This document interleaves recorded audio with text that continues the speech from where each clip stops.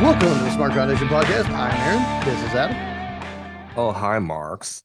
And we are here to cover the best of AEW from the last week. We are barreling headfirst into Forbidden Door. Yep, Good stuff. Yeah,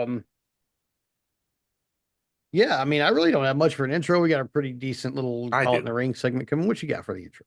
I do. Remember, we talked about this last week.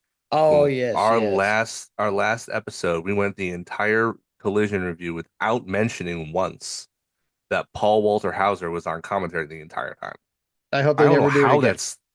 I hope I don't know how that slipped our notice Yeah, to include that, it actually didn't but I feel slip like my we need to. notice. We were supposed to specifically. I even said on Blue Sky like I was going to talk about this, and then I didn't. So anybody who was tuning in last week specifically to hear what I had to say about Paul Walter Hauser, sorry because I completely forgot to talk about it. Well, let's talk about it now because I Okay. think we both have probably a slightly differing Oh, takes about I'm it. sure we do. I'm sure we do because of your unending positivity. I am positive that I am unendingly positive that our opinions differ in this matter. Um, my opinion is that I hope they never do this again.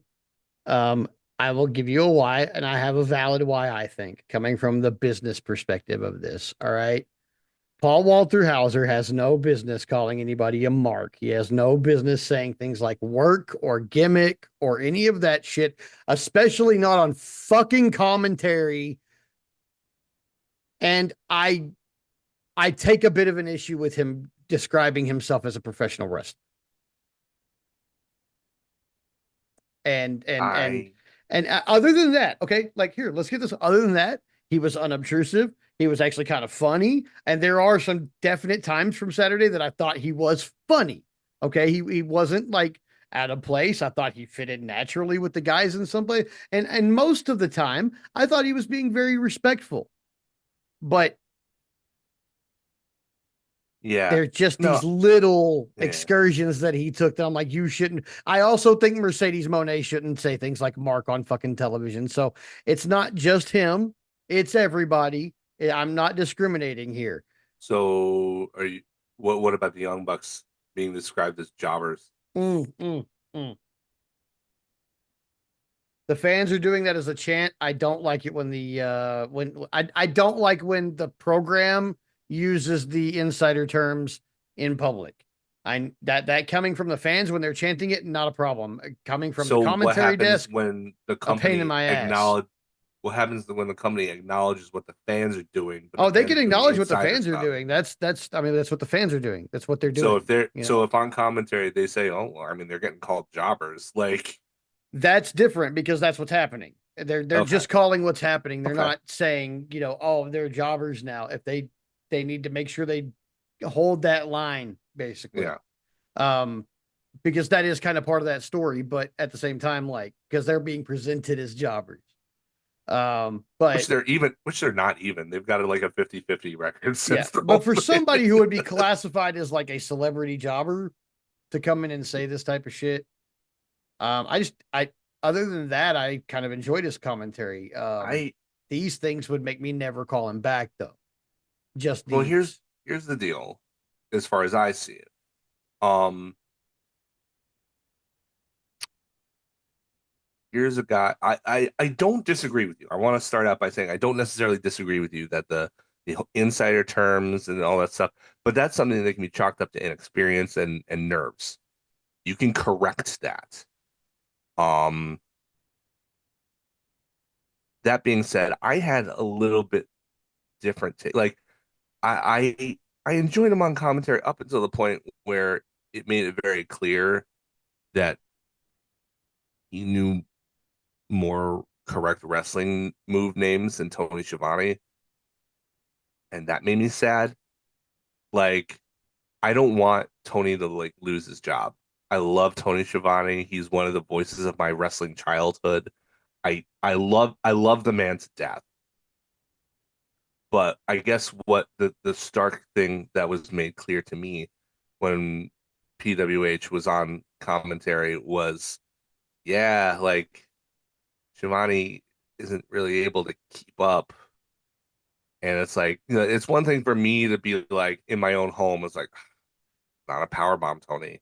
Like it's it's another thing for it to be kind of lampshaded on commentary. Like Nigel does a really good job of trying to hide it, but like Walter Hauser is not like a trained commentator. He's an actor who is Yeah. apparently got some kind of weird, like, I don't know if it's a part-time contract or something with ROH now. He's gonna be wrestling for ROH. Yeah, I don't know what that is. I I like, don't know man. the terms, I don't know the details, but I mean, I mean, I'll say this. Um, whether it's fair or not, celebrity will afford you certain rights and not rights, but privileges. So going right to ROH, I mean, okay, like, but that being the said, like, I would rather that kind of thing go to an obvious AEW loyalist like Paul Walter Hauser than somebody who would use it as a stepping stone. Like this guy is a guy who absolutely obviously loves wrestling, but he's not one of those guys who's gonna just he doesn't take from both sides. Shaq has appeared on both shows, you know, Mhm. that kind of thing. He like this is if you're going to give somebody that kind of if they express their dream to be a pro wrestler and you facilitate that, you want them to be loyal to you. Yeah. And I think that he's that guy for sure. I think he's proven that guy because he's shown up on AEW programming over and over again. And I don't think once his stepped foot in WWE, despite the fact that his star is on the right. Like he was in the new Naked Gun. He's very busy as an actor. So like he's trying to fit this in still. Like um I feel like I don't I don't dislike the guy. I really don't. But like don't put him in there.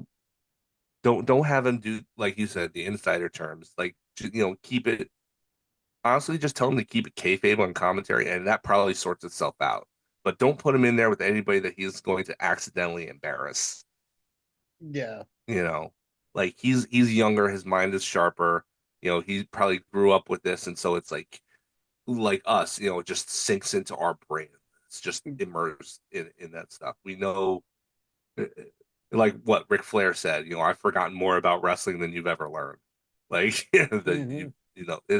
it's kind of like that. When you grow up and even as a fan just watching it, there are certain things that you just know, just Yeah. kind of by cultural osmosis. And I think he's probably one of those guys. Yeah. Unfortunately, it made Tony look kind of old Yeah. and kind of out of touch and like he needed to be replaced. And I don't like feeling that way because I love Tony. Yeah. My thing was just, like, I mean, yeah, with this guy, I probably do, or I probably have forgotten more about this than he knows. Uh, but I mean, he's it's certainly willing to learn. I'm glad. I mean, I hope he's willing to learn, but at the same time, I'm just like somebody should have coached him on this. Like somebody should have pulled him aside, Yeah, during the commercial break after the first one and been like, "Don't do that again. Like, yeah. don't do Tony that. should have been in his ear saying, "Hey, like, Yeah, like don't come do on." that. Like guys, Nigel was right there. Why didn't he? Why didn't he say anything? like I understand. Like there's some things that like that Cornette would say that aren't true. When they criticize this company and make it sound like a second rate indie. Like Yeah, first of all, making it sound like a second rate indie because AEW is definitely not that. Okay. no, Uh, absolutely. but saying they do things like that, and in some cases he's not right. He's like you'll call him the flippy shit stuff like that. What or the thing the way Orange Cassidy works or the way they're working in Darby against people like Mox. Like shit like that. Like fuck what you're saying right now, Jim. Sorry. Like that's still wrestling and it's still good. And they are operating within the confines of ring psychology and shit like that. Like, I don't know how he doesn't see it.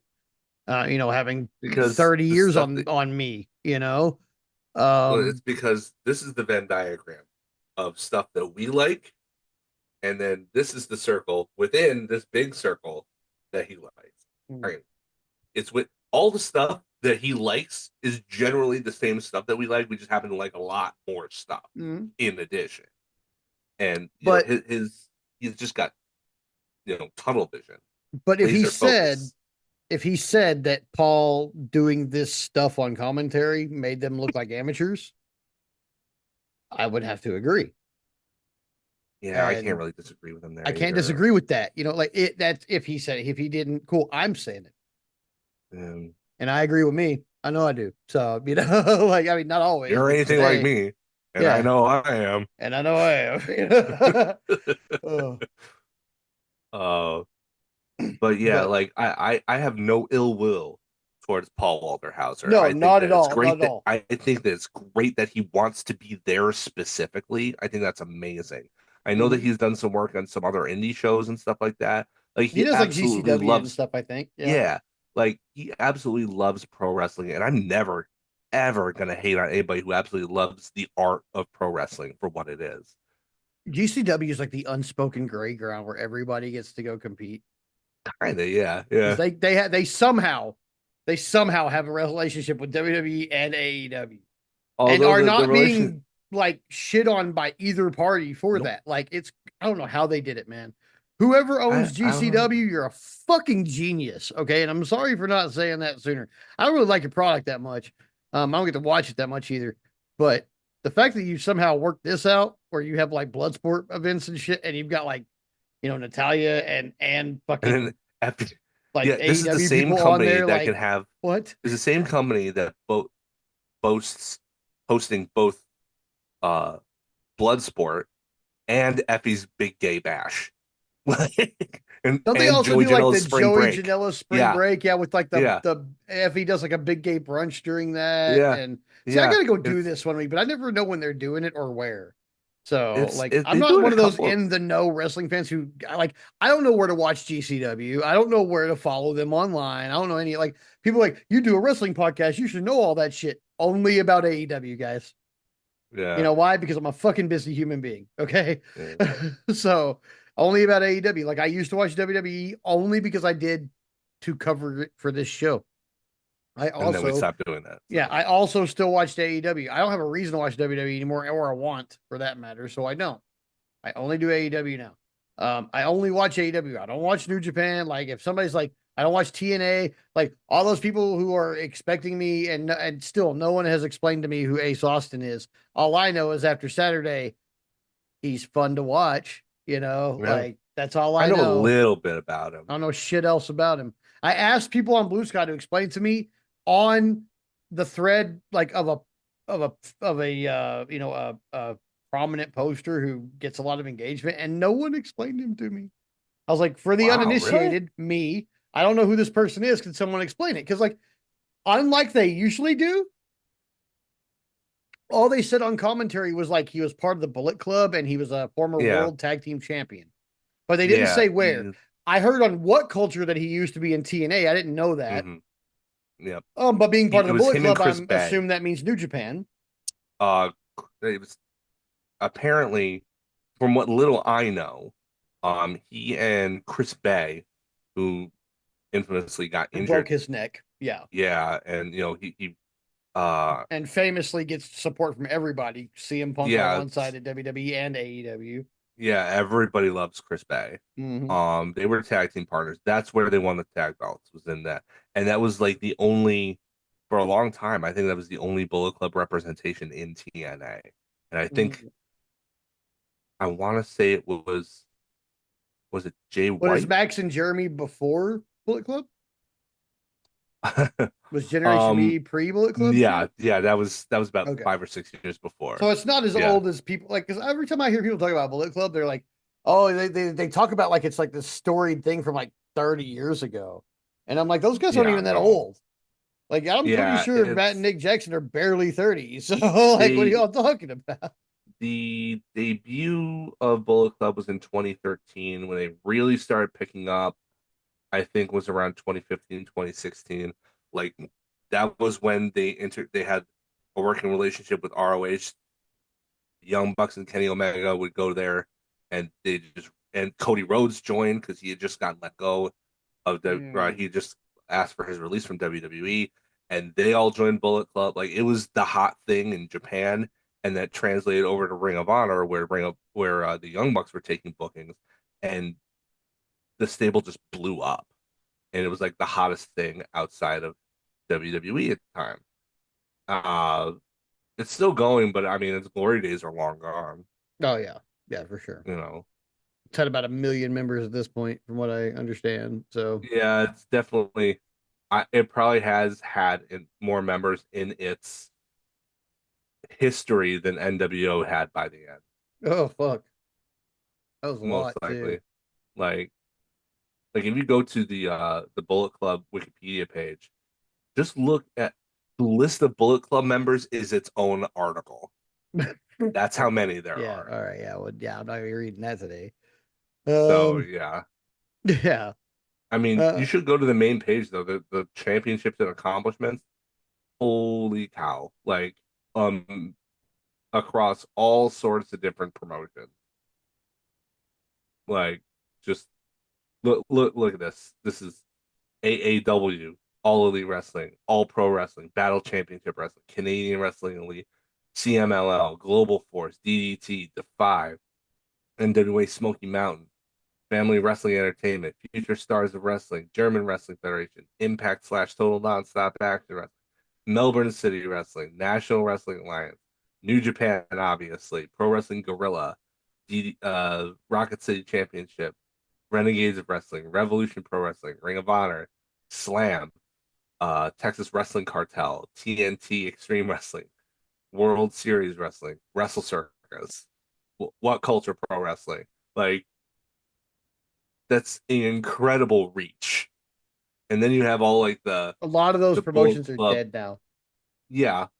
Well, I mean, speaking Uh, out killed a bunch of them. The pandemic killed a bunch of them.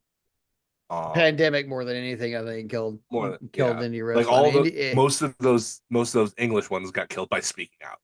yeah, yeah. Indie wrestling got killed a lot here by pandemic, and I don't think it's back to where it was. Still, I think it's on the up, but yeah, you're it's right. on It's the not up, where but it it's used to not be. back. No, and AEW is actually making that harder. I think. Um, yes and no. I mean, it's I definitely think taking that some I mean talent. Like, it's another big promotion that's taking talent, mm, but it's also not WWE that traditionally has locked them down to exclusive contracts. The I mean, AEW guys can still take indie dates, I just know that as and a wrestling promoter, I used to be able to afford Athena, and I bet I can't now. probably not. Probably not. I Like, mean, that's good for her. good for her, but not for an indie guy. Yeah. I mean, you can probably charge more for the tickets and cover it, but I mean, yeah, um, probably. I mean, with her, yeah, I could probably charge more for tickets, especially here in Texas. yeah, yeah, in Texas, no doubt. Yeah. Anyway, Anyway, with that the said, moral of the story: Paul Walter Hauser, mixed review. yeah, mixed review. Mixed review. I Good like dude, the funny, guy. entertaining, but yeah, Yeah, stop with yeah, the insider shit, dude. You're yeah. not there It's yet, a man. major. It is a major thing to stop doing that. It needs to be done. But I do think that it's probably just a matter of like saying, "Hey, don't do that. Here's why." Oh, okay, yeah. You know what? Never Yeah, I mind. don't think he'd be not I don't unreceptive know. to it or anything like that. I just No, think God. he's got a Why didn't it fucking happen on the show? Why didn't Nigel say anything? Nigel yeah. was right there. Why did he was in front of I'm people. He surprised would have Nigel smacked him didn't go upside the like just head, like but grab his mic and be like, "Hey, motherfucker." well, he probably Hi, wouldn't have done that with a full hi, house Mike. in front of You can't talk like that, him. That's actually a pretty good Nigel. mate. I've been told I have a good like English, like just general English dude. Um, like Alfie Solomon's from fucking Peaky Blinders. Apparently, I'm very good at that one. My Uh, wife likes that show. I've not it's seen it, but You should she watch it. likes it. It's fucking good, man. It's really fucking good.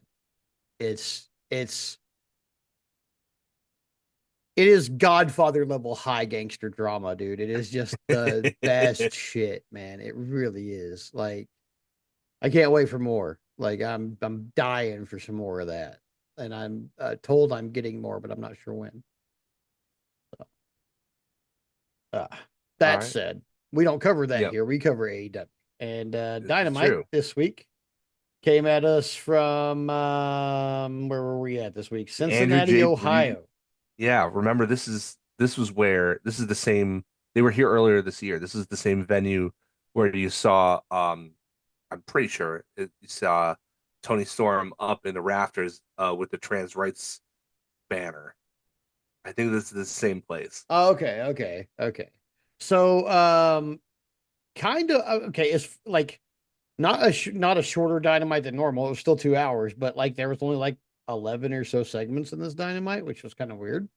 Yeah. Like, But there was a lot of like big match announcements and developments going into Forbidden yeah. Door. Like a lot of the, I mean, because of the nature of Forbidden Door, the whole gimmick is, the integration of outside talent.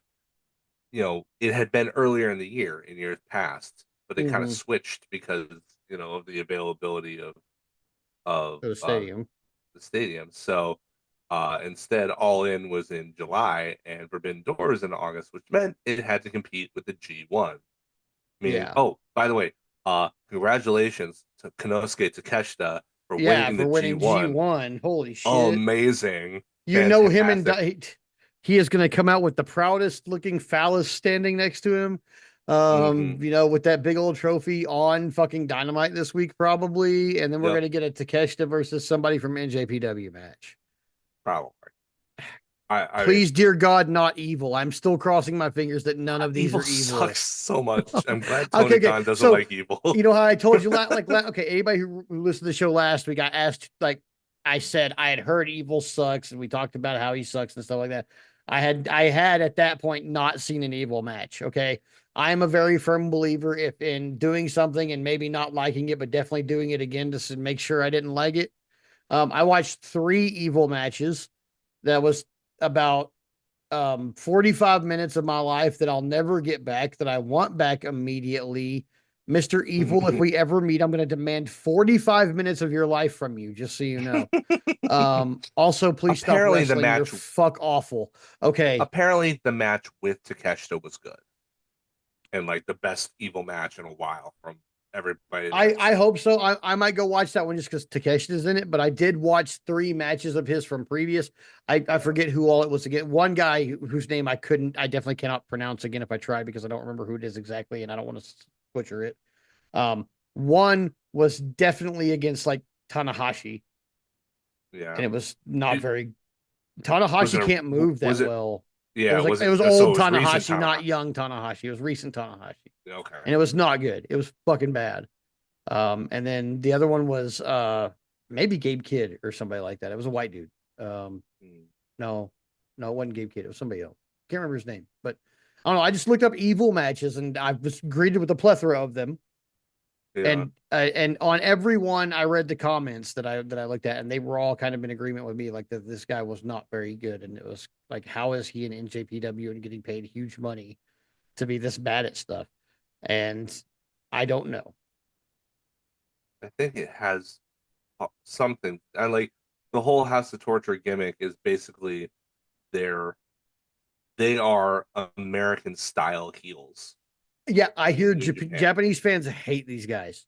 Yeah. Like The heat is real. not like yeah, like not heat regular heat shit. Like they hate these motherfuckers because they do American shit like the interfering in every match and all that. Yeah. Like, and I hate that shit as an American. So I can totally understand it. Like if the Yeah. Japanese people hate it, because that's one of the reasons why I like watching their wrestling when I do watch it, is because I know I'm about to get like a banger between Kenny Omega and somebody, and And no it's one's usually gonna gonna wind up interfere. clean. No one's Yeah. gonna interfere. Yeah, that shit's coming out clean, and Tanahashi's gonna cry. Yeah.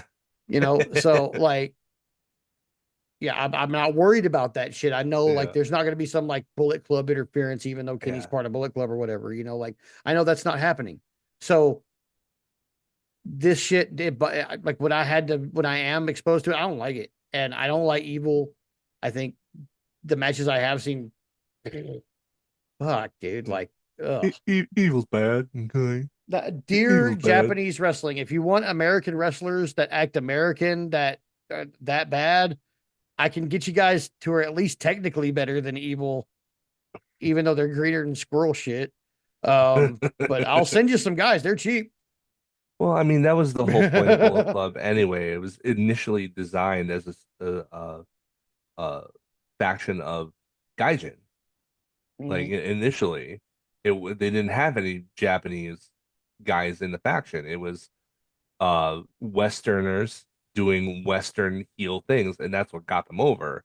But Yeah, it the was like problem is they were AJ so and cool. Finn and Yeah, like they were so Kenny and them. cool, and they had cool gear and stuff like that, and they caught on. And then everybody wanted to be part of Bullet Club. So like House of Torture is a little subgroup of Bullet Club. Evil's the head of it, and he basically kind of turns it up to 11. So like every House of Torture match apparently is like riddled with, you know, the worst American wrestling tropes. Like, Ugh, the heel wrestling tropes, just the interference everywhere and stuff like that. That gross. said, like from what I was reading too, that there were a couple of instances during the Takeshita match, during the G1 final, where they still cheered Evil because Takeshita was seen as kind of this outsider, this part timer. Well, he's signed And to I think AEW that now, that's and he's prominent there. well, you have to remember too that before he went to AEW, he never went to New Japan. He had never gone to New Japan. He was in Yeah, he was in DDT. DDT or whatever, right? Yeah. And um, he signed like a dual contract recently with AEW and New Japan, or a triple contract. I think he's still in DDT too, doing dates there. But he's pound for pound one of the best wrestlers in the world. Like, I don't think that's deniable. No, I no. don't think Right anybody now, he could. definitely is. Yeah. He's just hitting on all cylinders right now, Yeah. and like I feel like that's more telling of Japanese culture than anything. Is they would rather have the guy they hate win, who's like the company guy, than the insanely talented outsider. And I think that there's a little bit of that here in the U.S., but I think it's especially present in Japanese wrestling. Gaijin can become big stars there, but they usually don't strap them up. Not with a big one, not generally. And I think that's telling of their mindset. They want somebody who went through their dojo, who is Japanese generally, that kind of deal. So anyway, that has nothing to do with Dynamite, but congratulations to Catch that, our little Cinnabe. We love Takeshi out here. So yeah, Oh, I definitely absolutely. did want to make a stop on that. I was going to forget about that and end up talking about it next week, like I did with Paul Walter Hauser, because but I was definitely was like watching this week and was like, oh shit, Takeshi won the G1. We need to talk about that. But yeah, anyway, so tonight we have Dynamite. We started with MJF and Hangman Page face to face. And I'm going to tell you right up front that while I appreciate the result of this face to face, I think this might be on like the very bottom of the list of times that these guys have had a face to face. Really? Yes. Why do you say that? Because I feel like while I didn't know going into it that what Adam Page was going to do would be try to goad MJF into giving up his contract. I also feel like he got to do it a little too easily. I feel like the build to getting there was a little bit plodding, and honestly, I just don't feel like it was as good as previous MJF versus Hangman in the ring interactions. I think MJF felt like he was off a step.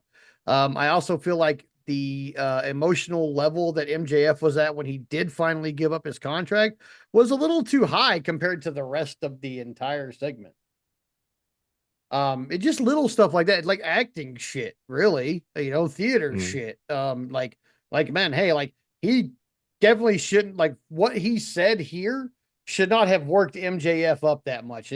There's just a disconnect in there somewhere for See, me. I I disagree, and I'll tell you why. At least on that point, I do feel like this was probably not as nuanced as other interactions that they've had, but this has been building. I mean, Paige has been saying week after week, don't like how to do this. Stop being the coward and either use the contract or actually earn a number one contendership.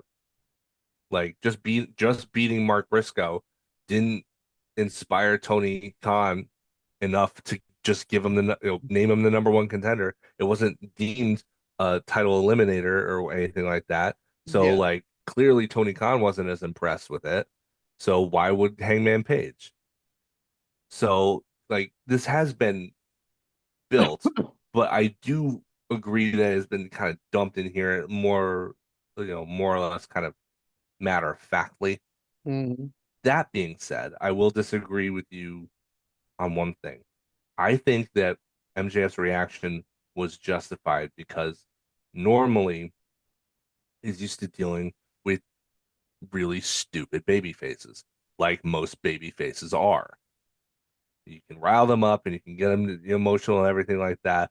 And like Hanger, as part of his character growth, is not that guy anymore. If he was to be that guy, he would regress, and all of the character arc that we've had with him over the past 2 years would have been completely for naught.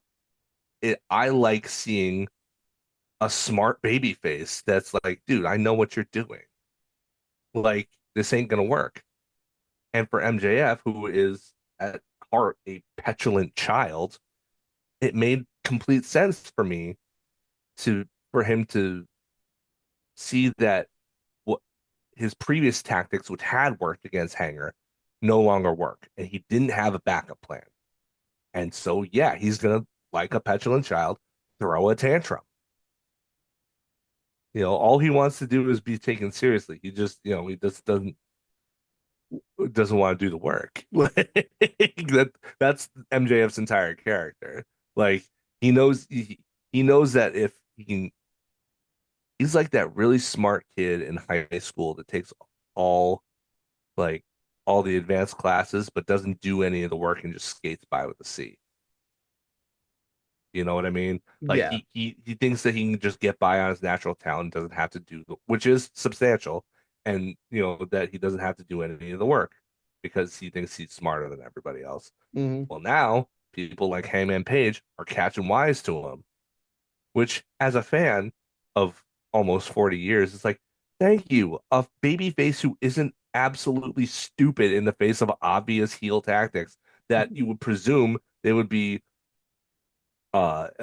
exposed to for their entire lives watching wrestling. Like, why are more baby faces not this intelligent? Yeah.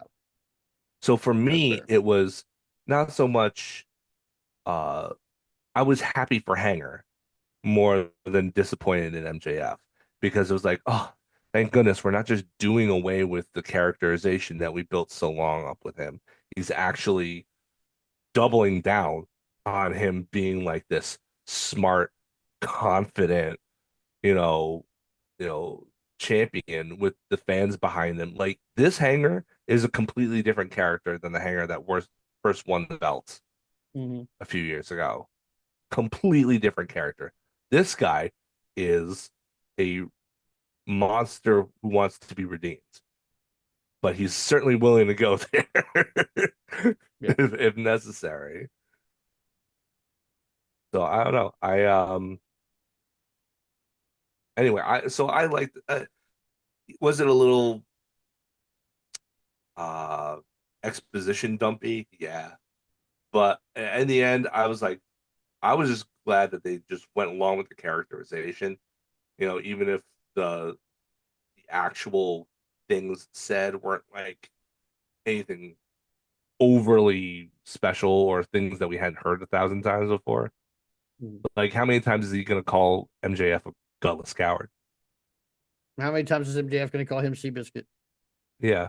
Which I Although do I find did like that funny, he, by the way. yeah, he, yeah, I did like that uh, and that Paige called him out. It's like, do you even know the story of Seabiscuit? He wins, dumbass. Yeah. I also like the continuation of Hangman referring to his opponents as dumbass.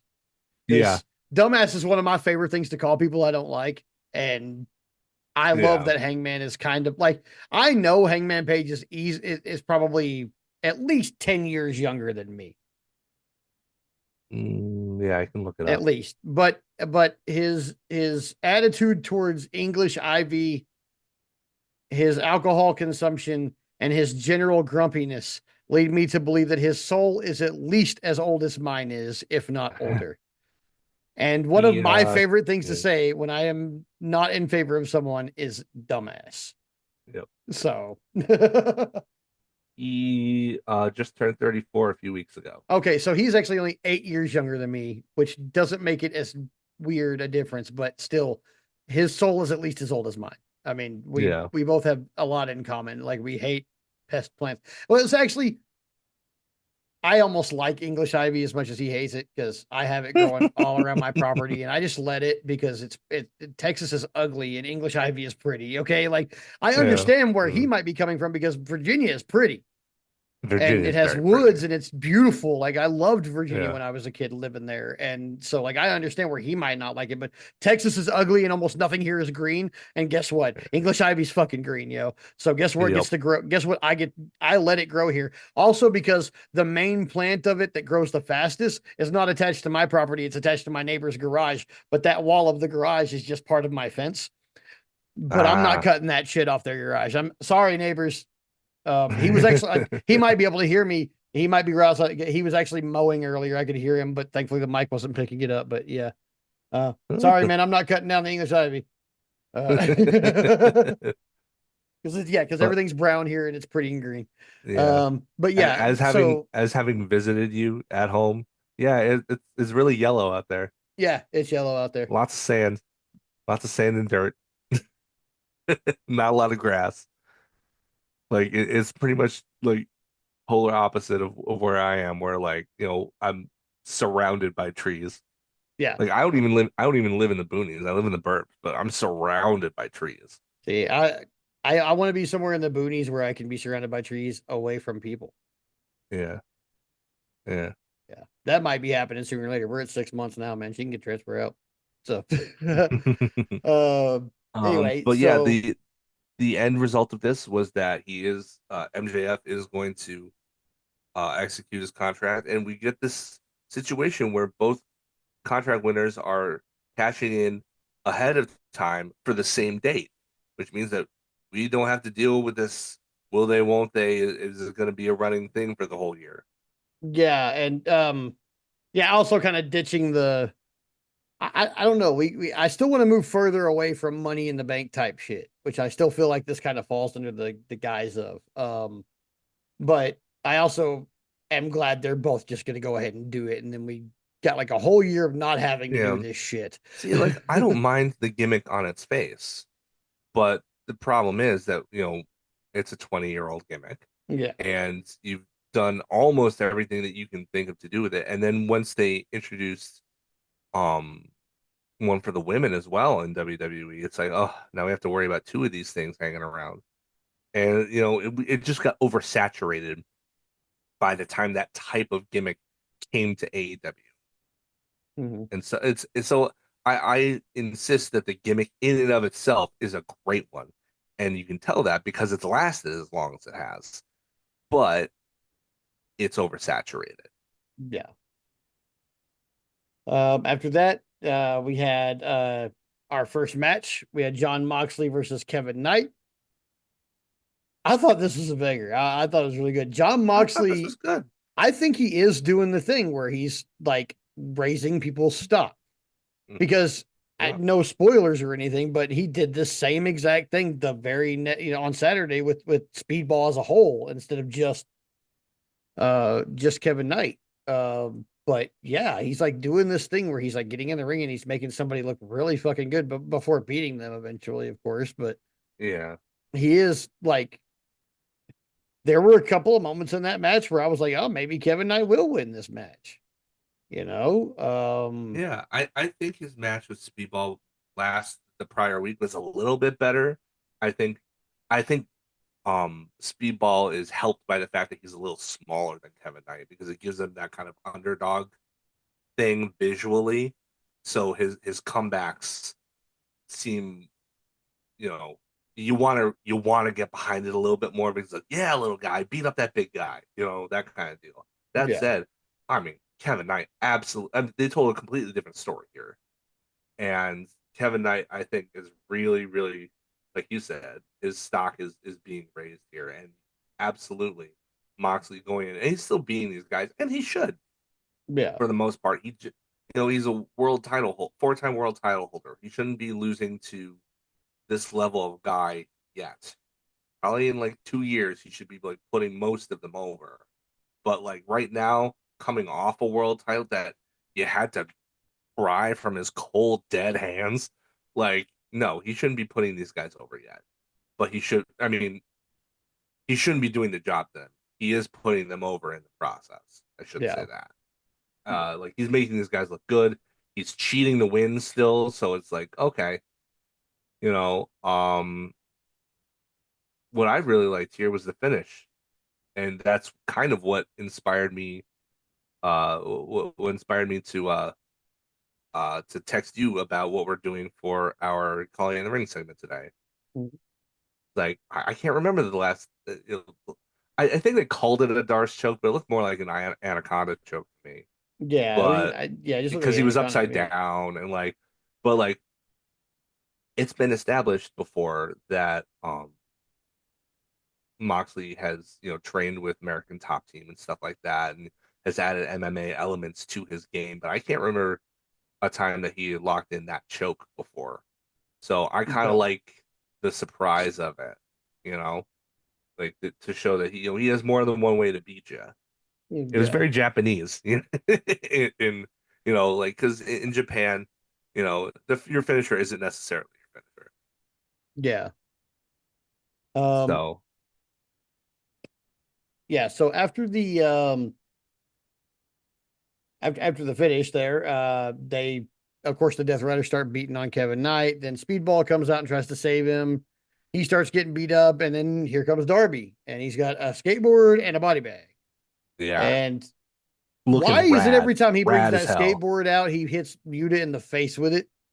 Like, I feel like Yuta Uh, has taken that thing to the face more than anybody in because AEW. screw Wheeler Yuta. I guess. Anyway, so he hits you in the face with it, and then Ollie's on top of him, and then shoves him in the body bag, and then goes through a coffin drop. But he's caught by Claudio, who's been kind of hiding, I guess. Yeah, Um, he hadn't been on TV for the past couple of weeks, yeah. but So Claudio shows back up. He gets in. He gets Yuta out. He puts Darby in the body bag. He does an airplane spin with him, and then drops him a few times. yeah, it's the original Um, UFO. It's not the yeah, UFO splash that Kevin Knight does. The original UFO is that spinning thing, and then the best part about it is that he'll put his hands on his hips once he gets enough, momentum going, so he doesn't need to hold them. It just Claudio's an animal, man. dude, he is. Nobody He's does the such an things that animal. Claudio does. He's so good. He's so good. But then, To do this in a body bag though, yeah. Darby, what are you But they thinking? they get Darby out of the body bag and they go to Pillmanize his neck like they did to Joe and Osprey at the last pay per view, and then Well, Osprey Osprey, shows up. I didn't expect to see him I at didn't expect to all. see him to London, but it looks like the Yeah, rehab's done good for his neck, so that's awesome. yeah. But he beats on the Death Riders a little bit. They kind of everybody gets separated, and then Osprey gets a mic. And he says, "You and your boys try to snap my neck. So now I'm going to snap yours, but you get your friends, I'll get my friends, and we'll meet in London and we'll have a lights out steel cage match." I Which, imagine this is to ooh, make up for the fact that they won't have a men's blood and guts match, I since they're guess. probably doing that with for the women. Yeah, Um, I guess so. I'm good with it. yeah, we won't go into who's in this yet because it'll get revealed later in the show. But oh man, what a match this is just on star power alone. Like, Yeah. geez, Louise. After that, we had a nice little video package to show the story of Cope and FTR up till now. Kind of building up for Copeland and Stokely later. And then we have kind of a run back from the women's trio match last week, except this time instead of Julia Hart, it's Mercedes Monet. So it's Mercedes, Tekla, and Sky Blue versus Windsor, Queen Aminata, and Willow Nightingale. With Tony Storm and Athena on opposite ends of the the cheap seats up in the Yeah. balconies there watching, which I thought was a great visual personally. with Tony looking like an honest to God flapper, like just the full thing with the headband and the hair and the whole deal. Yeah. Um, yeah, I this match was it was okay for what it was. Once again, it's on site between Queen Aminata and Tekla for reasons we don't necessarily understand, but fully endorse. Uh, regardless. Um, there's during their entrance, when the Dem Spooky bitches came out and did the like witchy prayer circle thing. Mercedes wanted to get in on it too, and she's like, she wants to hold their hands, and they're just kind of looking at her like, okay, Yeah, they all all just kind of looked right. at her like, no. Yeah, they didn't kick her out, but they're like, what are you doing? Can't sit here. I Uh, I feel like Sasha Banks wouldn't have done that, but no, Mercedes Monet gets to do that. I guess You so. know, I feel like that there is a pretty distinct difference where Mercedes Monet is willing to do the goofy stuff, Yeah. whereas Sasha was never really allowed to. You know, Yeah. Yeah. Although, um, just a quick aside on the goofy stuff, I did watch a little bit of Triple Mania because it's a AAA show, and I know WWE bought them, but I kind of am interested in this Mr. Iguana guy. Apparently, he brought yeah, his little he's puppet out, cool. and he brought his little puppet out because he's got the little iguana puppet. He Yeah, was facing Gaiesca. Finn Balor. Finn Balor has a demon Finn Balor puppet. What? So Harley Cameron is having a weird puppetous effect on this industry, I believe. Because yeah, Oh, Finn Balor whipped out a fucking little demon Finn Balor puppet. It even had like the painted chest he and face hasn't with the even teeth. been And the demon in dude, no, he years. hasn't, but he totally has a demon puppet. That was the answer for Mr. Iguana's iguana. So, which I thought was That's hilarious great. and kind of That's awesome. a nice that's a nice bit of entertainment Yeah, it there. was a nice bit of entertainment. Although I there's some other yeah, parts of that show that were questionable, like their Timu Beast Mortos and a few other things that they have going on, and the possibility of on yeah. yeah, The, on what's his name coming back, uh Alberto. Alberto, yeah, Alberto, and I'm not really into that, but that shit was Ugh. kind of funny, the puppet thing, because I mean that's a Harley Cameron written all over it. To play with me, like Yeah. it's got Harley Cameron, especially the way that Finn's puppet was done. It looks like a Muppet, not like just like a a puppet. Like so, yeah, it definitely a Harley Cameron influence and also a little bit of goofiness in AAA that was kind of funny. Um, which I'm all for the goofiness. Goofy Every now wrestling and for then life. I'm okay with it. you need the tension, Yeah, yeah. Wrestling's too you know. serious with itself sometimes. Like every once in a while, you need some gay shit and some fucking goofy shit, Yeah, and you just absolutely. It's a yeah. variety I show. mean, yeah, it's a variety show. Like every once in a while, you need some drama. Every once in a while, you need some blood. Every once in a while, I mean, you gotta have a little bit of everything. And for Yeah. those of you who like wrestling, don't need no gay shit. Quit, get out of that closet. Wrestling Okay, is just gay shit. wrestling is gay shit. Okay, like I am not a gay person. Okay, but I No, do me recognize neither. that wrestling is very homoerotic, and I understand Yeah. that like it probably has a pretty sizable gay fan base, and I'm not gonna try to take those people's joy away in any way whatsoever. Wrestling's a little bit gay, big fucking deal. Okay. Yeah. Big fucking deal. Yeah. Um, so yeah, this especially with Queen Aminata because she is constantly putting other women's faces in her ass, and I'm not ever gonna tell her to Yeah. stop. So, um, Yeah. not ever. Um, which I believe Mercedes Monet was the one who Authenticity. caught that. So this is like the fifth or sixth Yep. time that she's caught that move. Yep. It's like Aminata and her have a thing, like or something, or Aminata's like every time she's like I've got the highest paid women's wrestler in the world in the ring with me. Yeah, I'm putting my ass on her face. Uh, I mean, if you look at if you look at her Hey EW episode, Queenies, mhm. she is very, very open about her sexuality and her sensuality. Uh, yeah, it wouldn't surprise me whatsoever if she was like, yeah, no, this is, and that's the great thing about AEW is that every single time that a woman expresses her sexuality, it seems to be on their own terms. It doesn't seem to be forced, this is what you're going to say, this is what you're going to do. It's like, are you, well, what do you want to do? Are you okay with this? That's great. Okay, we'll let you do that. That's fine. Like, that's the only way that Tony Storm gets away with anything that she does at all. I mean, can you imagine how WWE would try to censor that character to the point where it wouldn't work? Almost all of them would be censored in some way. Like Oh my God. Tony Like, Storm, yeah. Aminata, Mina. They would censor the Well, I fuck out of mean, I Mina. don't know. I don't know if Amanado because she's in the mid card. She's not featured prominently enough.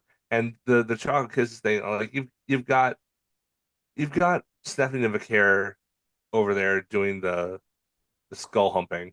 So Ah, yeah, that's true. it's not really It's almost the same that thing. different. Yeah. Yeah, But other than her, like I mean, like people like Mina or Tony would just be censored to death. yeah. You Um, know who the first person I ever saw do the skull humping thing hmm. was Alex Shelley. Like he created a lot of stuff that people don't really give him credit for. And even in the women's division in WWE, I remember a time where Charlotte was doing that as a constant spot too. Like I think it's just Stephanie has a certain shape to her that, you know, makes it look, you know. So I think that's why people are making a big deal of her when she does it. Yeah. But I mean, she's not the first person to do it. She's not the last person to do it. So I don't really honestly don't know why so many people are making a big deal of her doing that. Maybe, Um, maybe it's just timing in the right audience. yeah. Maybe this was an audience that hadn't seen that kind of before because they weren't Mm, familiar with outside wrestling. yeah. In this case, Windsor was able to get control of Sky Blue with a sharpshooter and get a win. Yep, So, okay. I didn't know one of yep. Windsor's finishers was a sharpshooter. So that's cool. Yeah, I like that they're establishing that. That's great. That's Um, great. then everything kind of went nut house for a minute, and everybody started brawling, including Tony Storm and Athena up in the balcony, who brawled all the way to the ring. Everybody brawling, and then they pretty much shit canned all of the heels.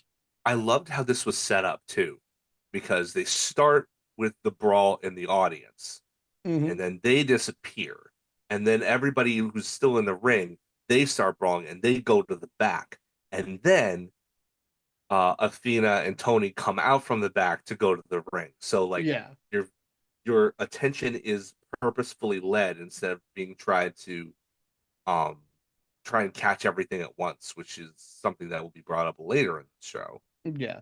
Um, But then, you know, yeah, I liked how that was set up. Tony Storm and Windsor together in the ring. Tony Storm gets a mic. She threatens to bareback Mercedes Monet and Athena. Okay.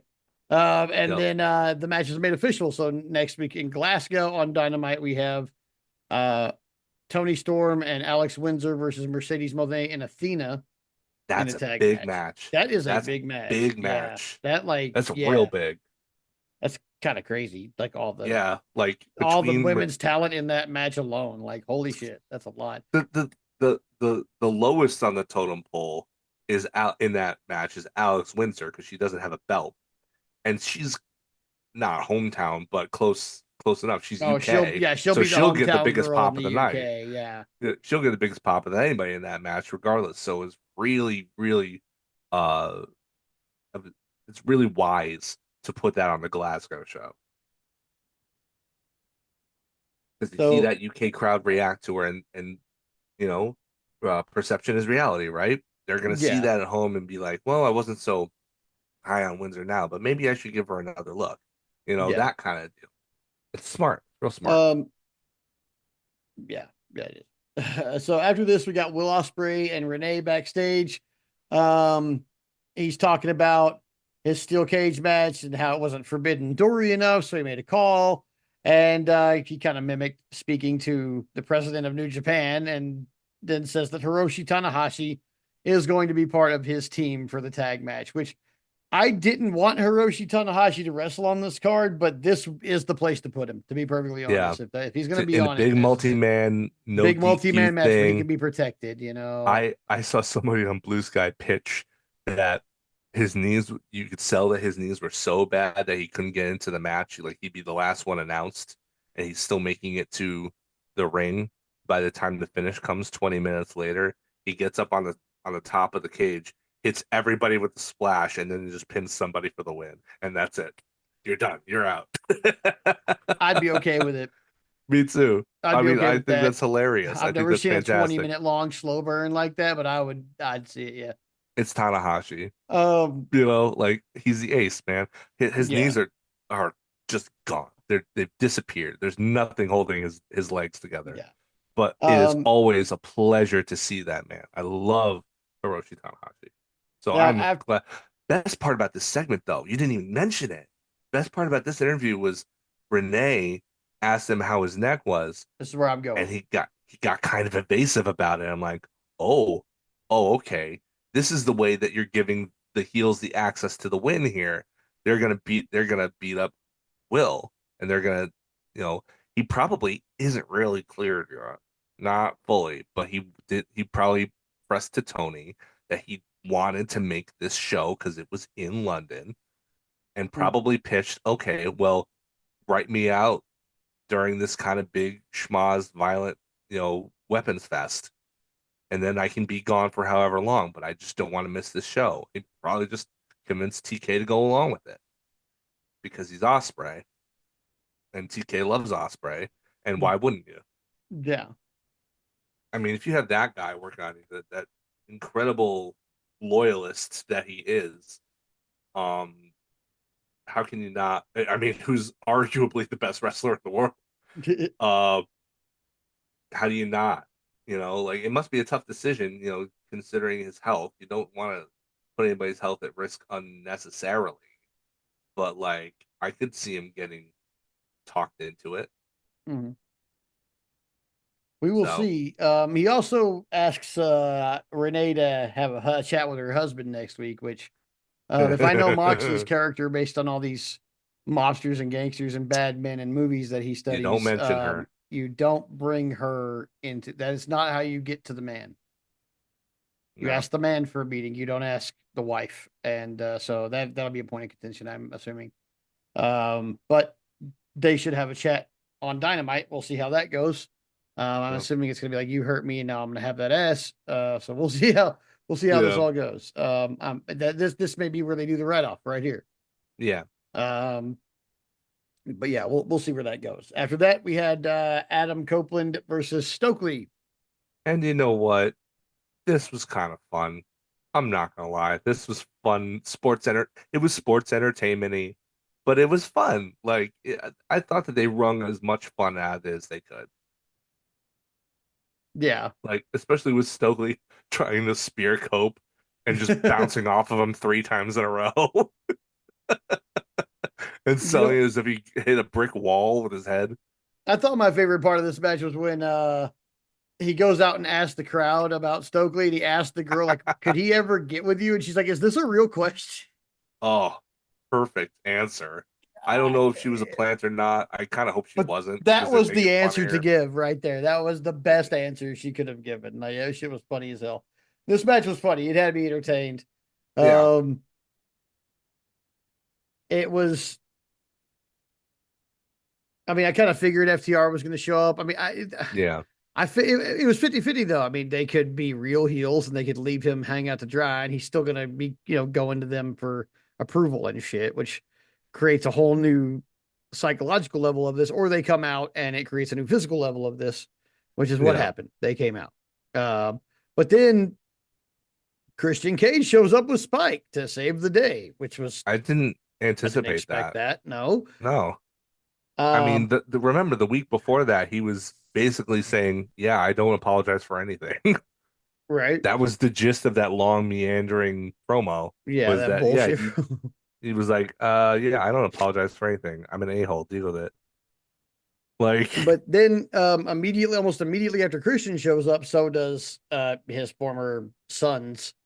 And yeah, Nick Wayne tries to hit with the chair, but Christian was ready, and he used Spike to meet the chair and took it yeah. clean out of Nick Wayne's hand. And then Kip Sabian tried to attack him and got speared by Cope for his trouble. So they both Yep. kind of reunited and fought everybody off, and then They did the back-to-back they thing. hugged. Well, okay.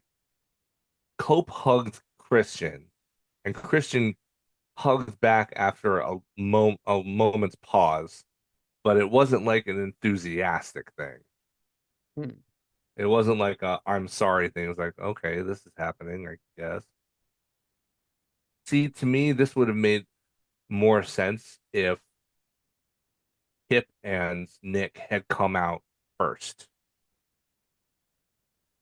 And because remember, they were there for the Christian thing, but like if they had like I don't know, like it didn't make sense for Christian to come out against FTR without having mentioned them first. He didn't really mention them in that promo. He mentioned Nick and Kip and focused mostly on them. So that's where you assumed that his focus was going to go whenever he decided to enact that. Um, Also, he got a concerto last week and he's here. Yeah, that was kind of weird. Like he got the real concerto, the Yeah, two-man and he's here. concerto, the original, and he's here. Like if you're gonna have him here, could you at least like have him have a helmet or something? He invented the concerto. He's immune. Yeah, well, I wouldn't say he's immune. He went down, but That was um, just for show. Ha ha ha. Apparently, uh, I like don't know. I feel like there is um, I think we all knew that this is where this was heading, but it just seems like it was gonna have a slower burn by the promo that Christian had the week prior, where he yeah, didn't apologize for it. It would to me it seemed like it was gonna take more for him to come to terms with the fact that, maybe he should apologize for his actions and maybe he should change as a person. yeah, Um, but yeah, instead we got this. And don't get me wrong, I popped as hard as anybody for the hug, but like it seemed like it came kind of quick. Like for a story, it's so weird because it's a story that's been building for like 2 years now since Cope joined, or a year and a half since Cope joined. The first thing he did was seek out Christian, and he's like, "Screw you." And then, so that's where this build starts, so that you yeah, can get to the reunion, and it still feels like this part of it was still kind of dropped in our lap. yeah, It just didn't. It seemed not that every story needs to have the same structure, but like I don't know. It seemed weird. That said, what I want to see with them versus Nick and Kip at Forbidden Door, because that's what we're getting. Kind of unceremoniously. It was like there was Tony Khan yeah, just said it, or he just told the announcers to say it. I want them I want there to be visible discord between Cope and Christian during that match. yeah, Like they can still beat Nick and Kip. I don't have a problem with that because you're gonna need that if you want to build towards the FTR match in Toronto. Because mm, I think that's where this is going. I think whether or not FTR beats the Hurt Syndicate for the belts or not, I think we get FTR versus Cope and Christian in Toronto. And I think that's the right call because that's the best match you can get out of Cope and Christian in their hometown. But uh, I want to see them not be exactly on the same page yet until like right before the Toronto match. If you're gonna jumpstart their teaming with each other, I want there to at least not be a smooth transition yet. yeah, You know what I mean? yeah. I Some want that story discord, to kind of play still. make it rough, Yeah. basically. Yeah. Um, After this one, we had what was a pretty fun 8-man tag for what it was, but was just really kind of leading into an angle. Which is weird. It's weird, and they had an 8-man tag for an angle. I don't know. Yeah. This part was weird for me. Because we had Brody King, Tomohiro Ishii, Hologram, and Kyle Fletcher's opponent for Forbidden Door, Hiromu Takahashi, Hmm. versus the Young Bucks, Kyle Fletcher, and Josh Alexander. Here's the problem that I have with this. I thought this match was fun for what it was, because basically we were just trying Yeah. to hype up Fletcher versus Takahashi for Forbidden Door. This whole 8-man tag was about that singles match. Yeah. However, while I thought Takahashi was entertaining, He wasn't featured heavily He enough. wasn't featured heavily enough. There No. was 8 guys to wade through. He should have been in a singles match against Josh Alexander or something like Yeah. that No, I to completely agree. showcase, because I don't really know who this guy is. I thought his gear was interesting and I thought he had an interesting style, but I didn't see a lot of him. So I'm like, why am I supposed to be hyped that this guy is facing Fletcher other than that I know that Fletcher's going to kick the shit out of him and I hope he can kick the shit out of him back in equal measure. Takahashi's tough. Like I had a feeling it was going to be somebody like that when Fletcher demanded the best pound for pound guy, because that usually implies a smaller guy. I didn't know if it Yeah. was going to be Takahashi, but he is like a 5-time junior heavyweight champion. I think he's one of the best at Super Juniors at least twice, Mm-hmm. maybe 3 times. Like the dude has an interesting style for a junior, big personality, uh, especially for like a Japanese wrestler, since most of them are so like samurai coded, where they're all business all the time, Mm-hmm. you know.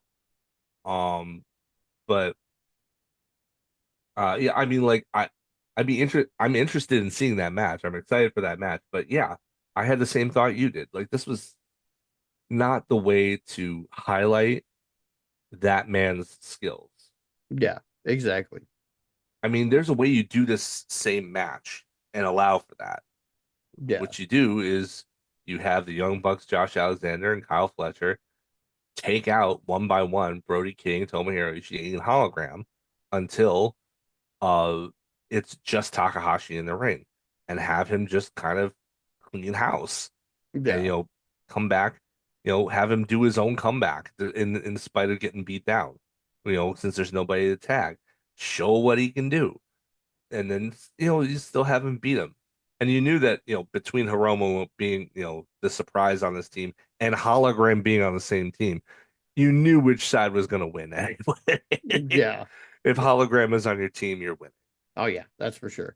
Um, Um, Other than that, but I mean, yeah, the match was good. I thought that they got a win, cool. But really, the story of this match isn't even that, because you know what the story of this match is. We are no. returning once again to the Jobber saga of the Young Bucks, who in this so Yes. at the start of this match, a bunch of like nobody has any idea that this match is what's happening because a bunch of pyro goes off, no music, no videos, no nothing. Just a bunch of pyro goes off. And then the Young Bucks walk out. And while they're walking out, Justin Roberts says, "We do not have the music for the Young Bucks this evening." So they Yeah. get to come out to no music, but they get dueling Titantron videos of Mr. Instant Replay and Slick Nick, which I believe Yep. are their very first wrestling personas, if I'm not Yep. And mistaken. backyard wrestling personas. Yeah. Backyard wrestling personas. Holy crap. That's actually kind of a goal. That's like goals. My Yeah. Right. backyard wrestling persona that I invented when I was 14 years old Being is on got a TV. Titantron on Yeah. TV, real Kind of TV. dope. Yeah. Not gonna That's, lie. Low key yeah. dope. Low key dope. Yeah. Low key total goals. But then, Justin Roberts, of course, talking a little bit of shit, but then the Bucks kind of get in the corner and like cower him down and make him announce them properly. And then later on in the match, they double super kick poor Justin, Yeah. which is And Tony crazy. I've never seen Schiavone, the announcer get beat up, but then they got fined 10 grand each for kicking Justin Roberts, yep. And Tony which, Schiavone has to do announcing for the rest of the night. yeah, which he's very awkward at, to say the Which least. honestly It's only like one helped. other match though, too. Honestly, I think it helped the presentation. It's like it put over, like, I wouldn't want the replacement if the whole goal was to have somebody from who was already out there. We didn't have a backup ring announcer because why would you? They don't get beat up, Yeah, in general. So if you're gonna have somebody from the announce team do it, the point should be that they don't know how to do it well because it's not their job. So put Tony Schiavone out there. yeah, Like that makes the most sense. Honestly, I thought it was an inspired decision. A yeah. great use of Tony. They're using his kind of flaws against in favor of the story, honestly. Making Um, chicken salad out of chicken shit. yeah. So next, before our main event, we got a couple more segments. Swerve Strickland comes out. Nice crowd response. He comes out on a little stage in between, or the ramp in between the ring and the stage. Which I don't dislike this setup where the hard cam is towards the stage Me neither. and It, like they've it got that short rampway. Like I don't like yeah, some people might think it's like some I haven't seen anybody say this. This is just my mind plays both sides a lot. Some people might say that looks cheap or like, indie-ish or TNA. I think it works because especially in these smaller venues where they want it to look full, I think it just looks better. It helps. It yeah. helps with, the presentation It because allows for more seating. yeah, it allows for more seating. Plus you got the hard cam looking into the crowd like Yeah, into and the whole showing that it's crowd and full. Yeah. showing the whole crowd that it's full. Yeah, exactly. So like I think they're doing it right. And I don't mind this. I always liked it when WCW had the really long rampway that was Oh, like elevated. circa Like yeah, 1992. yeah, Like I like loved that yeah, ramp. like Vader used to beat Sting up on, Yep. like that was the same height as the ring. I really liked that. I always did. And I always liked New seeing people Japan go had that set up for a long time too. yeah. And I always like seeing people go over the top rope and take bumps on that freaking rampway too, because I know it hurts, Yes. Yes. So um, Absolutely. so I'm a yeah, big so mark for that. just because it's not 100 miles long like the WCW one or the New Japan ones are, I still don't mind. I like it better this way actually. So um, also because as a referee, I know that one of the easiest times to get injured in a wrestling match is getting in and out of the ring. Hmm, You literally like, dude. I took the worst. really? I bruised my tail. One of the worst things I ever did was bruising my tailbone because it hurts. It makes it hard to sit down for like a week. Yeah. But I did that jumping out of the ring. Like a wrestler had a chair. He was going after another wrestler as a referee. You got to jump out, grab the chair, right? So I jump Yeah. out to grab the chair, and some fan like had spilled beer on the floor, and they were pretty close to the proximity of the ring, like just enough space for us to walk through, basically. And I slipped on that fucking beer and planted right on my ass, dude. Like Uh, as hard as Bully Ray would have set me on it doing a Bubba Bomb, dude. Like just yeah. fucking boom on a concrete floor. And that was just me hopping out of the ring, dude. Like I wasn't doing anything special. I was just hopping out of the ring. Damn. Going up those stairs and down those stairs. A lot of times, like nobody except WWE and AEW have those crazy stairs. Okay, Right. nobody. Everybody else has a rickety ass set of stairs that it's Yep. questionable whether you want to walk up them or not. Yep. And you can definitely get hurt doing that. And any wrestler or referee will tell you that. So, um, but yeah, so anyway, beyond all that, Swerve comes out. He's getting a hell of a reaction. It is definitely Swerve's house in Cincinnati tonight, despite the fact that he's not um, competing in any way, which is weird. Where is Swerve injured or something? He just has He not said been something. doing He said anything. something about his knee being kind of jacked up. Ah, okay, okay. Which I guess Okada called out during the thing about the Yeah. knee. So maybe he is actually injured. Which is weird that we're going into this with Will and Swerve both injured. Makes me wonder how those things are going to work out. It also makes me think that Okada's going to stay champion. Yeah. But Now that they've kind of given Swerve an excuse to lose. yeah, we'll You do know. our predictions next week. So Yeah. figure out how we're gonna predict this one. Oh, But no, we won't.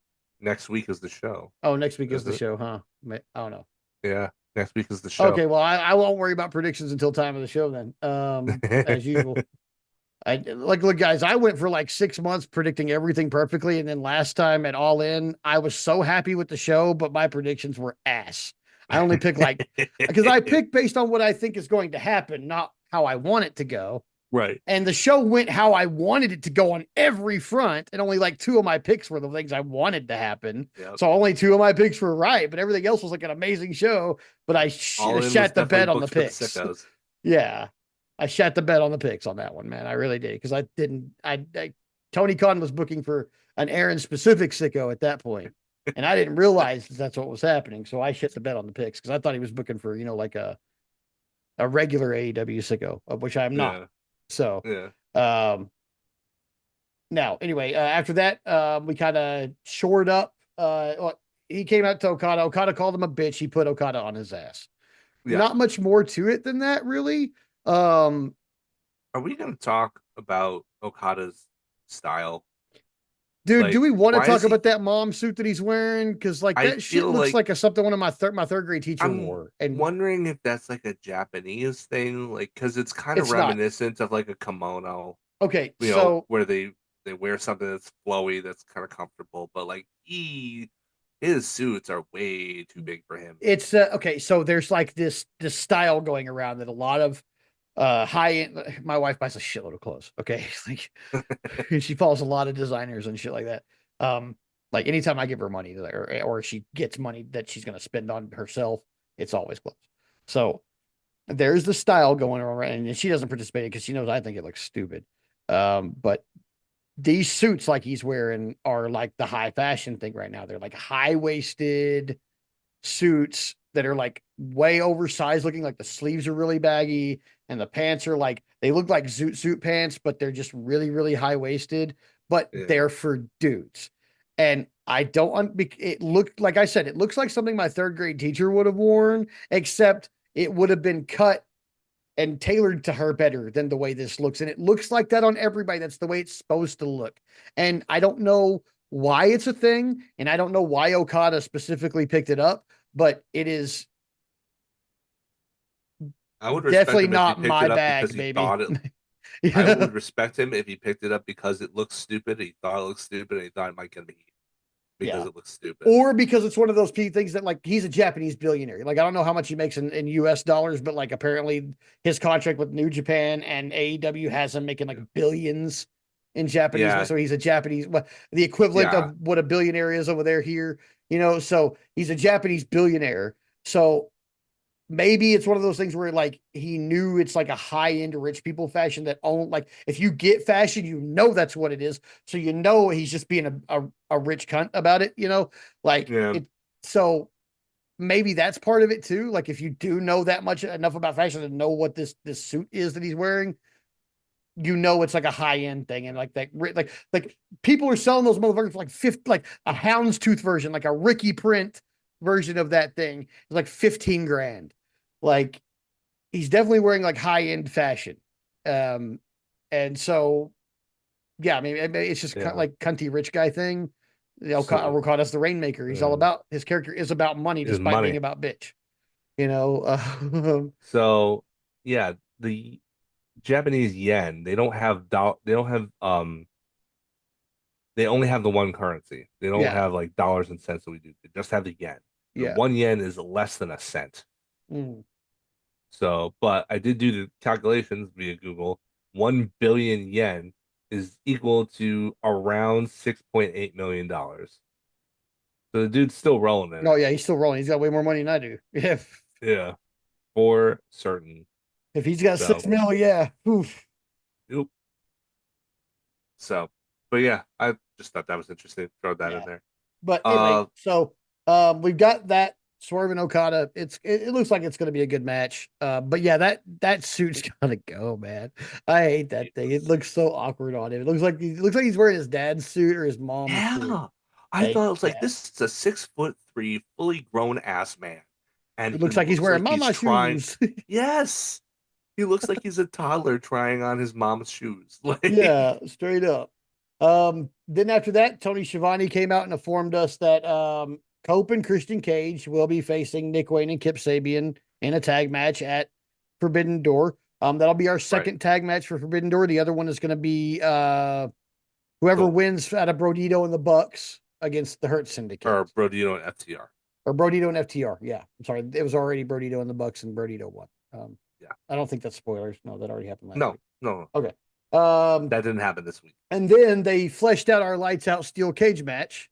So not only do we have the Death Riders and Oh, wait, wait, Tanahashi. wait. Hang on. Hang on.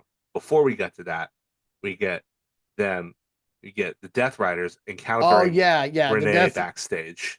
Yeah, yeah. And They Renee's like, hey, so I just talked to Osprey and TK made it official, I guess. Uh, at least one of the partners on Osprey's team that he's challenging you to match for is gonna have Hiroshi Tanahashi. And by God, Moxley sold us so well. Like everybody and their brother who is paying at least half a bit of attention knows that Tanahashi has non-functioning knees and he's not the guy that he was. Yeah. But by God, Moxley has so much respect for the ace that his reaction here Is fear. sold like the whole match without Yeah. even like it's like, oh God, He's like, really? oh shit, really? Really? Damn. And so that he goes later and he knocks. Oh, this was one of my favorite parts of the night. There was a lot of good He comedy on knocks this on the show, actually. extras door. Yeah, it says extra talent on the door, and they open the door only like halfway, and you can see a couple of guys that you probably wouldn't recognize unless you were part of the local Ohio scene. And then they open the door all the way, and the Young Bucks are sitting there with them. Oh my gosh, dude. Like, oh, Uh, I love it. Great sight gag, I love it. fantastic bit. Like I love it. this is the Young Bucks that entertain me the most. It's not just their in-ring stuff, although I enjoy that. It's their comedic presence is unmatched, Hmm. really. Like they just know what's funny in Yeah. wrestling in a wrestling context. They know what their audience is going to enjoy comedically, and they lean into it now. Whereas as the founding fathers, you couldn't really do that as much. Like you could do the special entrances and the special announcements and stuff like that, but that was pretty much the extent of it because they were supposed to be dastardly. Now they're supposed to be pitiful, and they're leaning into it, and it's hilarious. One of the Mm. best things on the show. Yeah. So with that, they have fleshed out this lights out match, and so now we've got Moxley and Claudio, who are the only actual Death Riders members who will be in this, despite the Death Riders being on the billing. Gabe Kidd, for some reason, he never showed Because it's up on this Forbidden show. Door. He's just going to be in it. So I guess yeah, there's your New Japan Forbidden Door guy. And the Young Bucks will go against Will Ospreay, Tanahashi, Darby Allin, and the Golden Lovers, Kenny Omega and Kota Ibushi. There was a lot of stuff that was like dropped on us, like, That was oh, just kind of that yeah, guy's like ready to go. Kenny and Coda just got dropped on us. Like, okay, Like they're ready to go. They're even Gabe Kidd who pulled out of the G1 due to injury. It's like, yeah. wait, he's gonna be what? Like, how much are you Like this? paying these guys to work hurt? Because that seems like that's what's happening. Like, it's Well, just a he's big also work hurt English, paycheck. so like I mean, I he can probably won't. understand that. Like, I even if I was hurt, I'd be like, oh, we're having a show in my hometown. Like, if we were doing a big show in Amarillo, Yeah, I'm on it. What's up? yeah. Are you kidding Like, me? I feel crappy right now because I got strep. But if Kurt Angle can win a gold medal with a broken freaking neck, I can do a podcast with strep throat. yeah, So exactly. Um, it's the same mentality on a so much after greater scale. Yeah. After that drop, though, I mean, that was really exciting hearing all those names in that drop. And then we had this Yeah, trios championship defense for a main event that I didn't feel like felt like much of a main event or much of a match at all, really. yeah. Like it seems rushed, It was or very rushed. or in this Now, case, ruched. it was rushed. I found out, I guess they report on What Culture the day after, that Samoa Joe, at some point during his filming of Twisted Metal, got injured, like hurt his Oh shoulder or no, something. So that would explain the tape. that explains the tape and why it was so rushed and that they protected him pretty much throughout the Yeah, match. So yeah, Samoa Joe, I guess, is working hurt and got hurt in his filming, but I mean, I that guess sucks. he's got to fucking make his dates. So if anybody in the on the roster is going to be the guy who makes their dates, no matter what, it's going to be Samoa Joe. So Yeah, that um, dude, that like pro wrestling, he's the professional. Like yeah, he's the professional pro wrestler. yeah. Now we're protecting him from looking too hurt by giving him the win with a coquina clutch over Dralistico, while also I guess protecting Beast Mortos and Roosh from looking too weak because we want both of them to look strong all the time. Poor Dralistico. Uh, Well, I mean, Dralistico's good, but he's like not like stand out. yeah, I mean, I don't like saying that, but like Mortos has been on TV so often in the and so past over. year and a half, and has gotten over based mostly on work rate. Although I do think that the Matt Taven stuff helped. Yeah, a little Uh bit. like it helped with me, but I don't know if I'm indicative of the audience in general. So um but and then Roosh is obviously your main event guy there. Like we talked about it last week, Roosh is so believable that you can kind of pop him into any program at a moment's notice and be like, okay, that guy has a chance. Yeah. like because he's just mean. Yeah, he mean as hell. He's just mean as hell. uh uh, yeah, so yeah, so after our main event, we think the show is over, but it actually isn't because we no, go outside with Renee Paquette, who's catching up with Adam Page to try to get his thoughts on MJF, executing his Casino Gauntlet contract.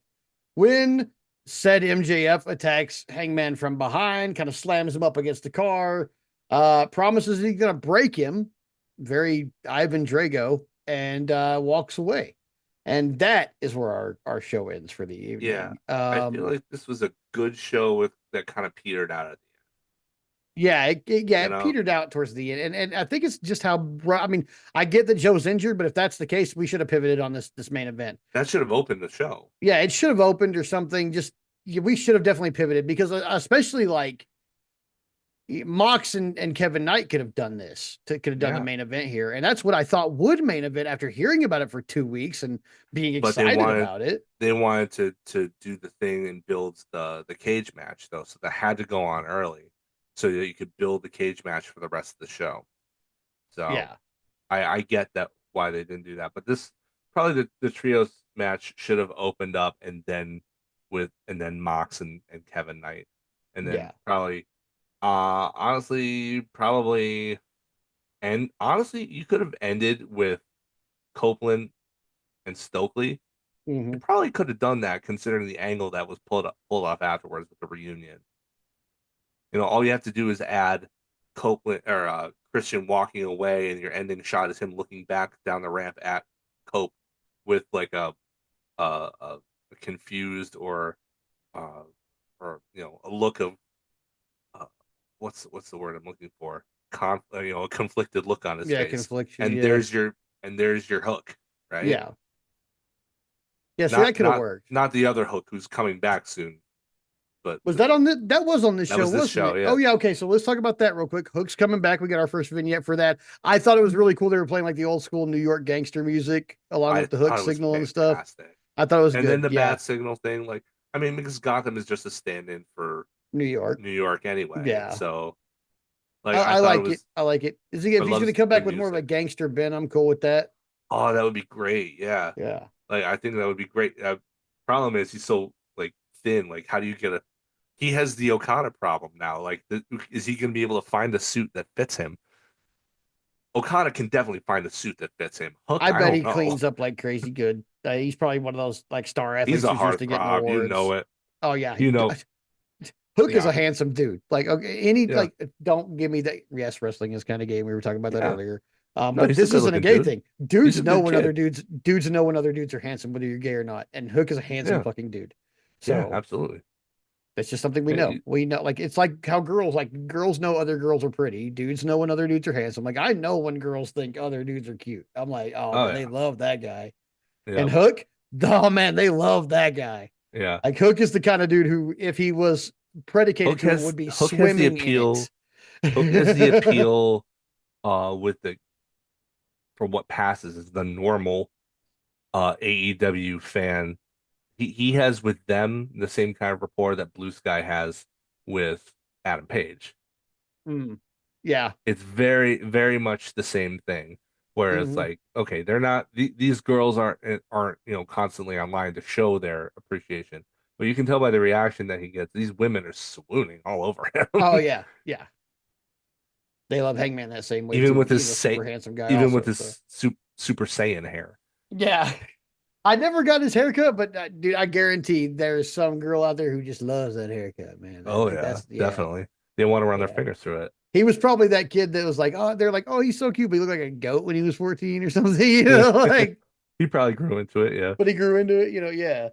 Anyway, that all said, that's definitely going in the hype, the hype caption. We're gonna talk about who we think is handsome. Um, again, And it's not us. yeah, it's not us, even though we are two very handsome gentlemen. Yeah, well, Um, I do what I can. but we get on to AEW Collision, coming at us from, I believe, the same place in Cincinnati, Ohio. Yeah, the Yes. Andrew J. Yep. Brady It Music was Center in Cincinnati. it was taped the next day, the day after, and then broadcast on Saturday. And you can tell because there's a point where somebody forgets kayfabe and mentions last night instead of on instead of Wednesday. on Wednesday. Yeah. Which, dude, good on anybody who could keep that kind of shit up because I mean, especially back in our day when like they would like film like 4 weeks of TV in one shot, or like the TNA commentators are very good at this type of shit because they do that still where they Hmm. film like 4 or 5 weeks of shit at one time. I don't know if I'd be able to keep up like all like Yeah, remember like this was 2 weeks ago, not yeah.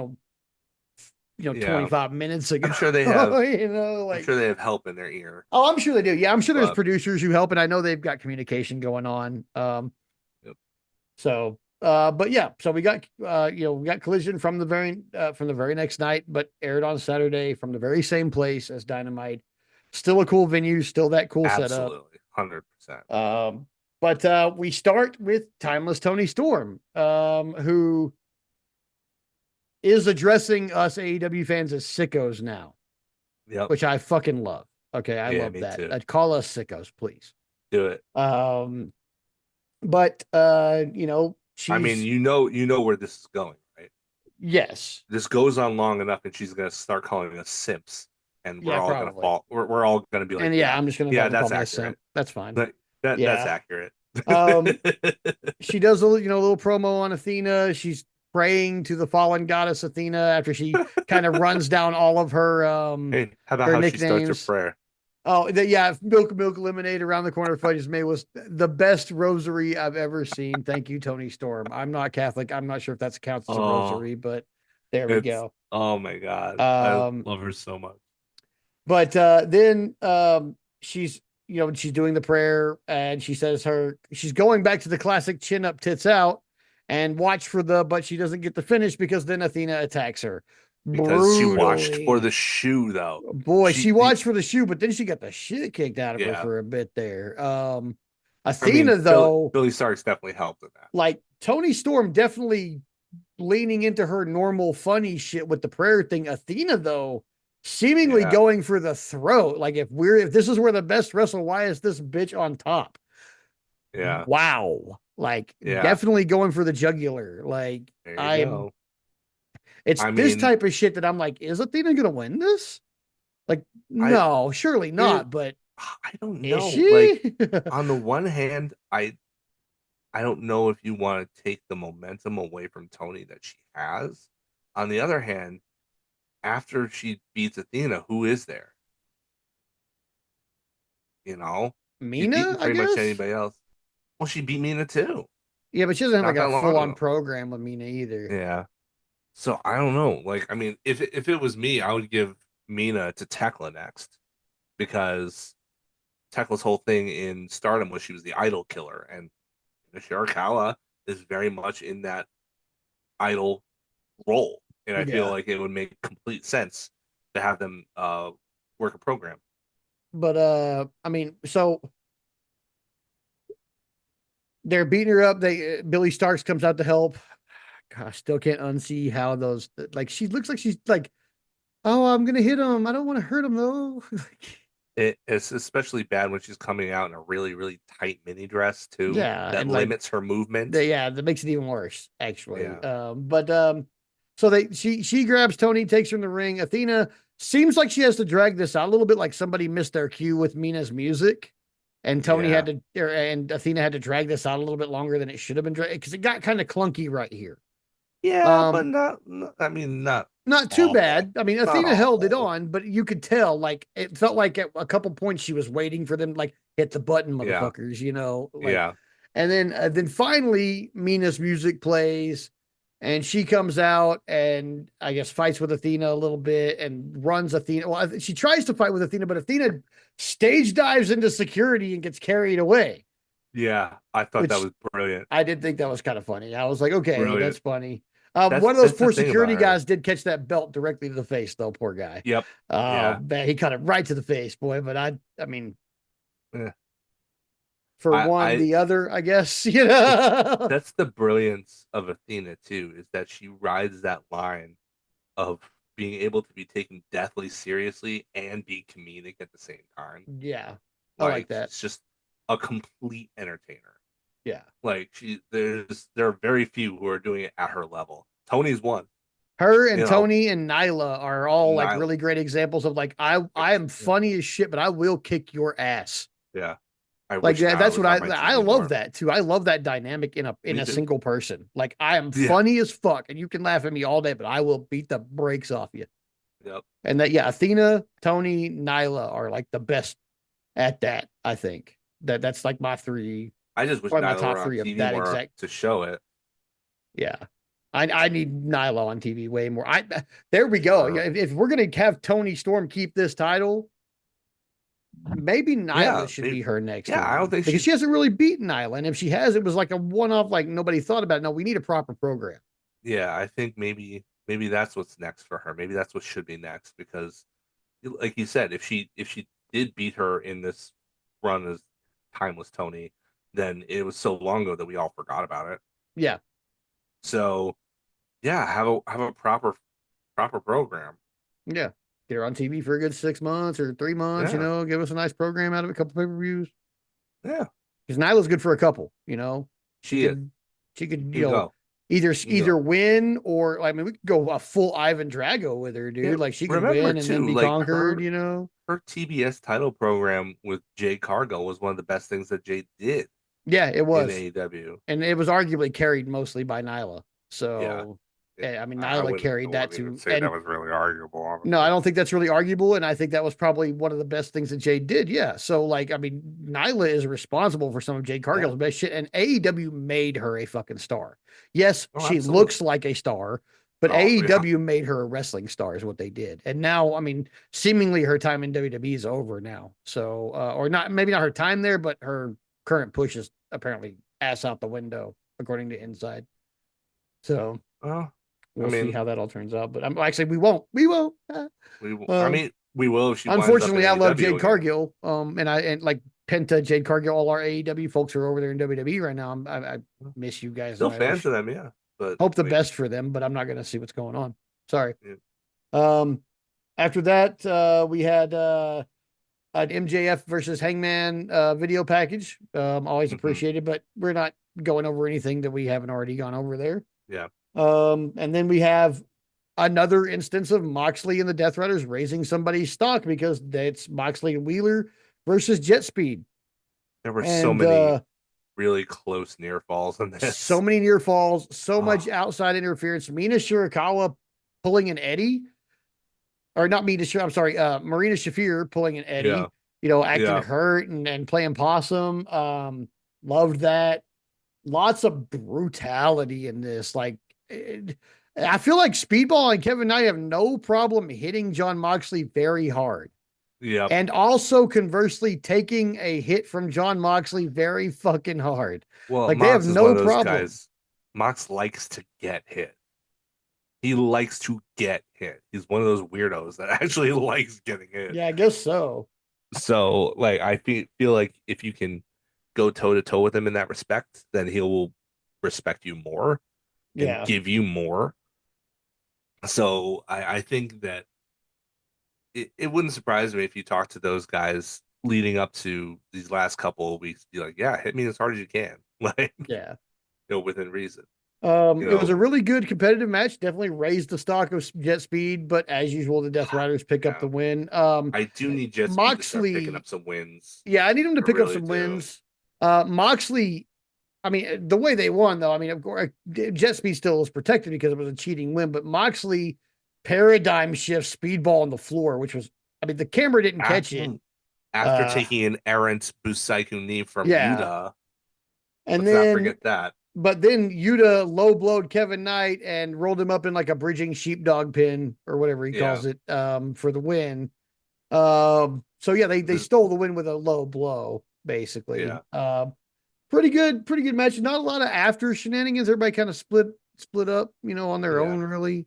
Didn't really have to, which was weird because usually Death Rider matches come with after shenanigans, and there really yeah. wasn't any They here. didn't want any more jet speed after this No, though, which no, I that's a thought good was sign. another Like, another small detail that yeah, made a lot of difference. they did. They didn't want any more of those guys. Yeah. After that, I mean, we were talking about this earlier. I didn't know who Ace Austin was. And based on this match, I think he's somebody fun to watch. I really like how he kept up with Ricochet. That handspring dodge was fucking Yeah, the cool, man. Like, one-handed handspring. Like yeah. what? I don't know why, because it's not the same style really. But this dude gives me mad Kerry Von Erich vibes. Like Huh. wicked Kerry. Like the body, he has the same body type, He does have a and similar it's build, very yeah. similar. Kind of I guess the shaggy hair and the big square jaw, and I mean he's way more. I mean, maybe he might not be way more athletic. I mean, Kerry probably could have done that same shit.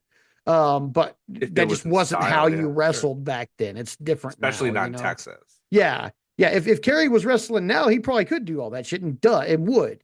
Yeah. But if at that age, but he just I got a really big I just it just reminded me of Kerry Von Erich the whole Yeah. match. I don't know why, especially with the moves, but like Yeah. the body type, the haircut, the jaw line, the attitude, I guess. Like he just I'm not against it though. I'm a big Kerry Von Erich fan. So Yeah. that's all positives. Plus, Ace Um Austin has both of his feet. So, I also like watching anybody kick the shit out of Ricochet because I don't yeah, like Ricochet. So vice versa. um but of Uh, course GOA has to get involved but they were and so, I mean, Ace Austin may have lost this match, but GOA was so heavily involved in it that it really did protect him quite a oh bit. yeah, he's protected. He looks like $1 million coming out of that match. Yep. And I can't wait for his next one. It's kind of like Speedball and Kevin Knight both.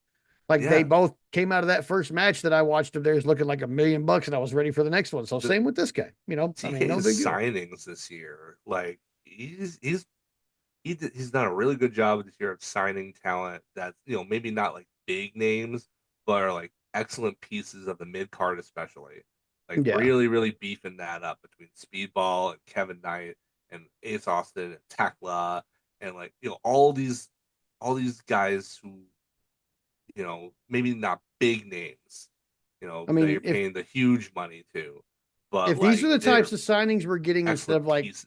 Yeah. instead of like Karrion Cross or Dakota Kai or something like if this is what we're getting instead of those people, I'm not mad at it. Yeah, me neither. I would I'm not I mad at it would at like to all. see Dakota, but I don't want to see Karrion Cross first. Oh, I do. I think he'd be great.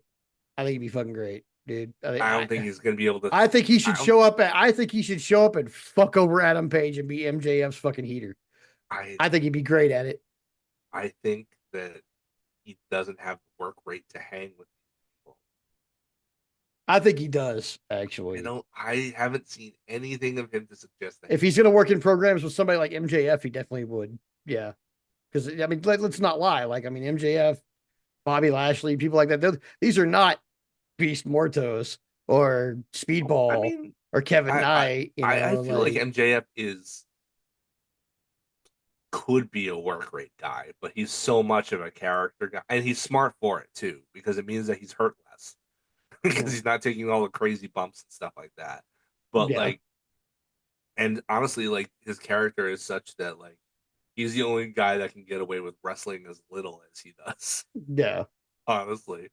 But like, you can't tell me he's not a work rate guy when you see that Iron match with Danielson yeah. or the match with Cole at All In, or like he's a work rate guy that happens to have a great character that he can lean on instead. That's it. Like he's a work rate guy. He's just a stealthy one.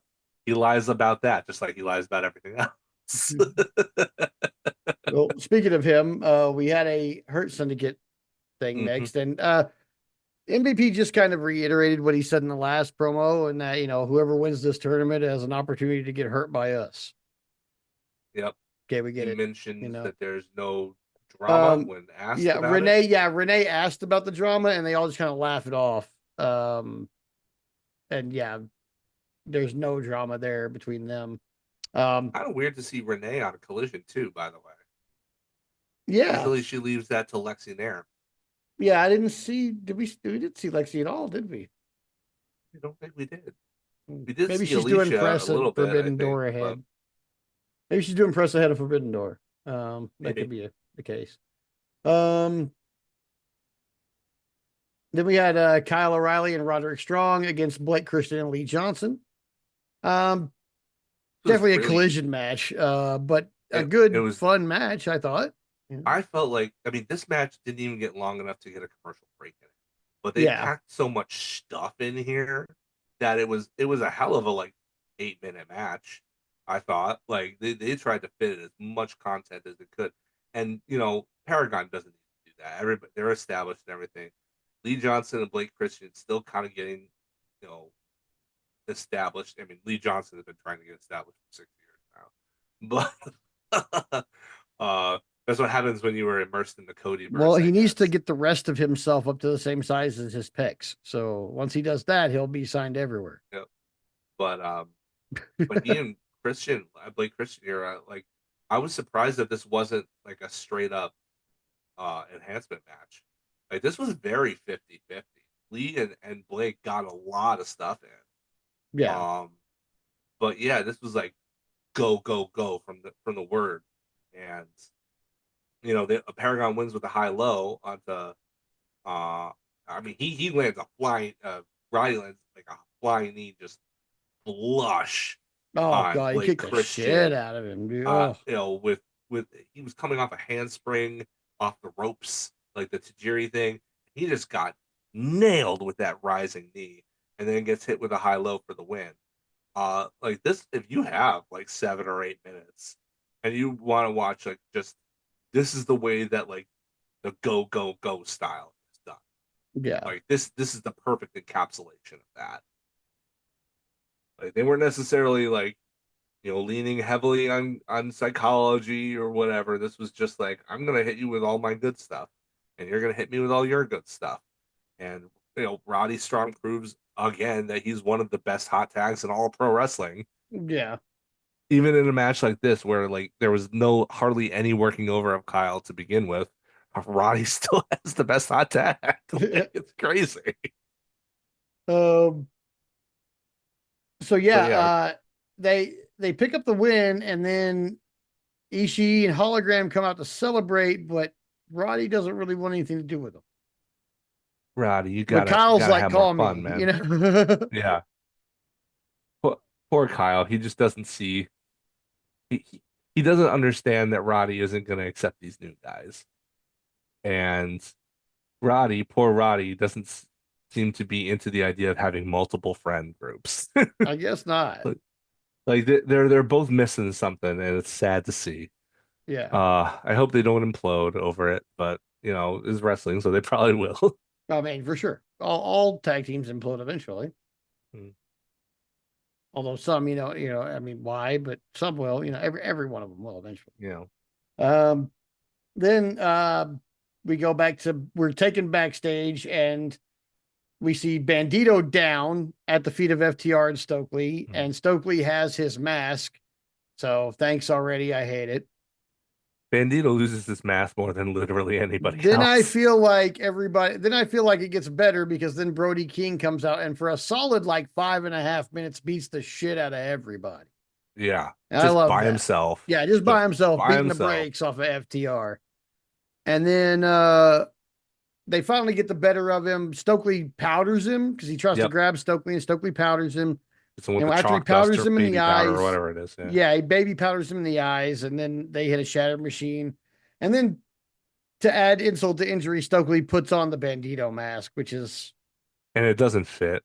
yeah, it don't fit at all because Stokely's got a giant head for his little body. He's got some kind of giant head on him. That was the funniest thing about it was that it didn't fit Stokely's big old head. You know why you get no hose, Stokely? Because your head Just is that big old head huge, he dog. owes. This thing's a melon. Bro, golly. That thing is so unfortunate. The crash test dummies are going to write a song about it. Yeah. Yeah. Oh, After that, we got Skyflight challenging the Don Callis family. Um, in any I way whatsoever. yeah, I wish they Layla, would just do something. I mean, yeah. we need to have these Layla guys having Gray. matches. Story of this segment was Layla Gray, Yeah, who who paid the swear jar. yeah. with boob money. That's not the first time boob money is going to be brought up in this show, No, for the it's record. not. Somehow, Yeah. not the first, not the only time, but we'll get Now there. now we're on to a good match with my least favorite gimmick on the freaking planet. Yeah. $100,000 four-way challenge. Yay. But the match was good. So let's talk about Julia Hart versus Anna Jay versus Penelope Ford versus Chris Statlander. Julia Um, Hart showed out. I thought she had a really good segment towards mhm. the end of that match where she was just destroying everybody, even hitting a poison rana on Statlander, I think it was. Oh no, that was Yeah. Penelope. That was Penelope. That wasn't Yeah. Penelope Julia. It hit was the poison rana Penelope. on Statlander. That's Julia right. Hart did a Hurricane Rana like she was standing in the middle of the top rope. Like Yeah. walked out to the middle of the top rope and then springboarded off of that top rope into a Hurricane Rana, which was cool.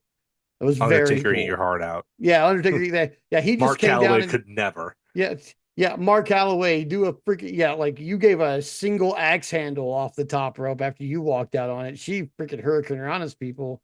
She's No. way badder than you and way spookier too. You weren't never in a Plus, I'm stable pretty sure called that them she spooky doesn't. bitches. Plus, I'm pretty sure she doesn't use the hard R. Probably not. Bet he Anyway, does though. no, well, he's probably defending Hulk Hogan at the least. Anyway, uh, Chris Statlander picks up the win here. But then after she's celebrating her win, the Triangle of Madness, other members, Tekla. Oh wait, Dim what? spooky bitches. Okay, sorry, dim spooky bitches. That's right. Tekla and Sky Blue they hit the ring and attack her, but then immediately Queen Aminata shows up, and then Ty Mello shows up, and then Megan Bain shows up, until eventually Harley Cameron shows up with Yeah. a, a spiked vibrator or something. I don't know It what that looked was that like she had in her it hand, looked but like the handle of a hockey stick that had a chain wrapped around it. something. I don't know. I couldn't tell exactly I what it was, but yeah. she had it and her little mask on, and she came out and decided, she ran all the heels off with it. Megan Bain looked like she was going to do a stupid thing and like climb back in the ring with her. Like Penelope had a hold of her leg, and I think it might have been legit because Megan Bain looked like she was going to try to get in the ring, and Harley Cameron had a look on her face like, if you actually get in this ring and try to make me look like you did Thunder Rosa, I'm going to hit you with this. Yeah. Don't mess with Harley. Yeah, you probably shouldn't. No. Harley probably understands the business enough to know that if you've got a weapon in your hand and they face you down, you have to hit them. Yep. Um, So go ahead, I guess, if you want to get in there. But either way, she ran everybody off. And then, oh no, the thing is a little bit later. Oh yeah, okay. So then after that, we have, in between that and the culmination of that segment, we have Kyle Fletcher talking about how he's ready for Hiromu Takahashi. Um, he also gathered up Hechicero and Lance Archer and accepted the Skyflight Challenge. So I guess we're Yeah. going to get Fletcher, Hechicero, Lance Archer on Collision before Forbidden Door, I guess. Probably. That makes I the mean, most that seems sense. like a cool match. So cool. All right. And then we get Chris Statlander with Renee Paquette backstage. She's talking about the win. Harley Cameron shows up almost immediately and jumps on her. And she's like, what should I do with the money? And Harley's like, well, I can think of two things. Yeah. And points at Statlander's not so ample chest area. Yeah. Yes. Yeah. Which, And, wow. and, and that's not even the funniest part, although that's funny No. in and of itself.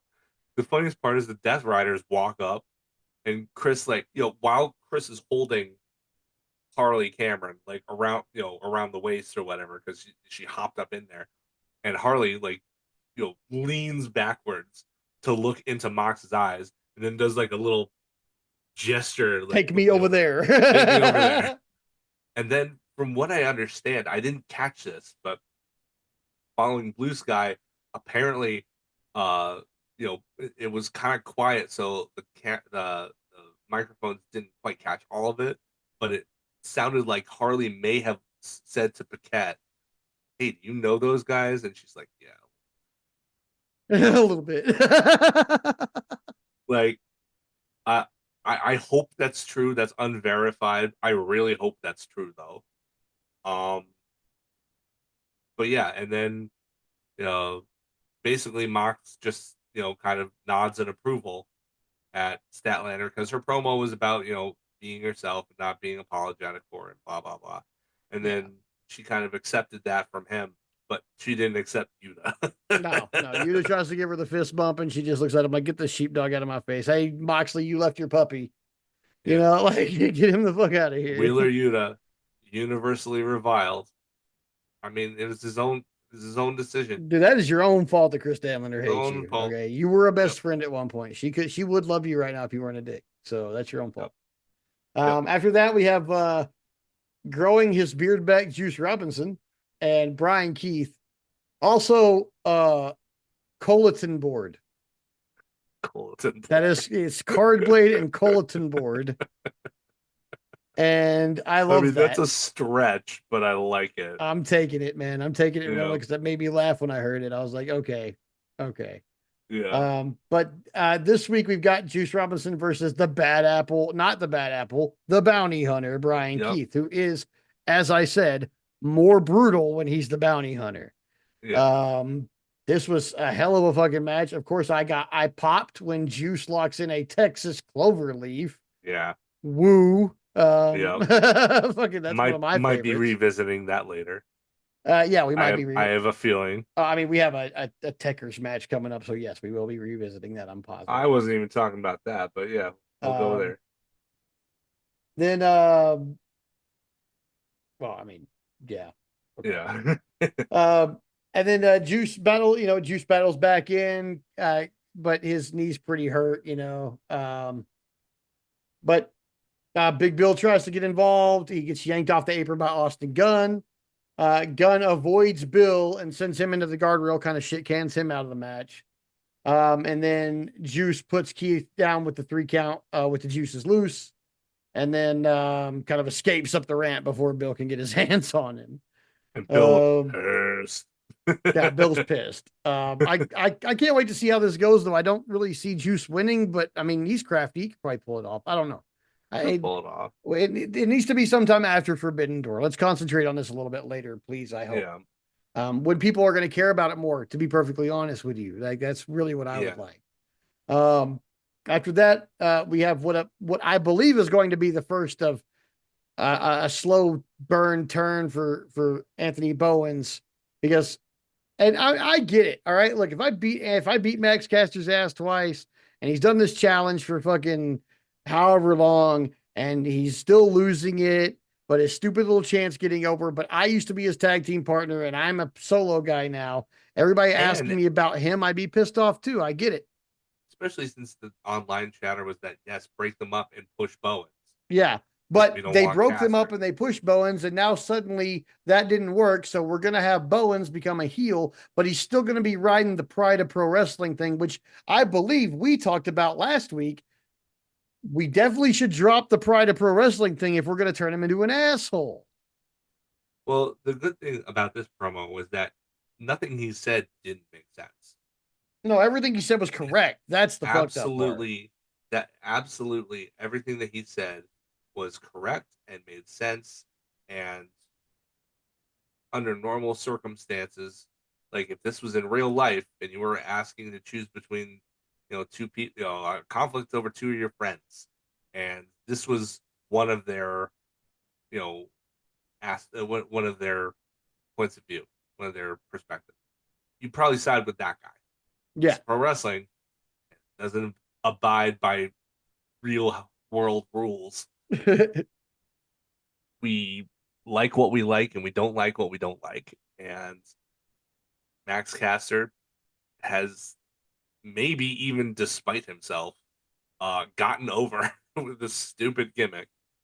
And a chant that should be completely unchantable, but like it's got such a weird cadence to it. But Let's go, I, Max. You're the best wrestler alive. I like it's unfortunately I think that the majority of the AEW audience has a healthy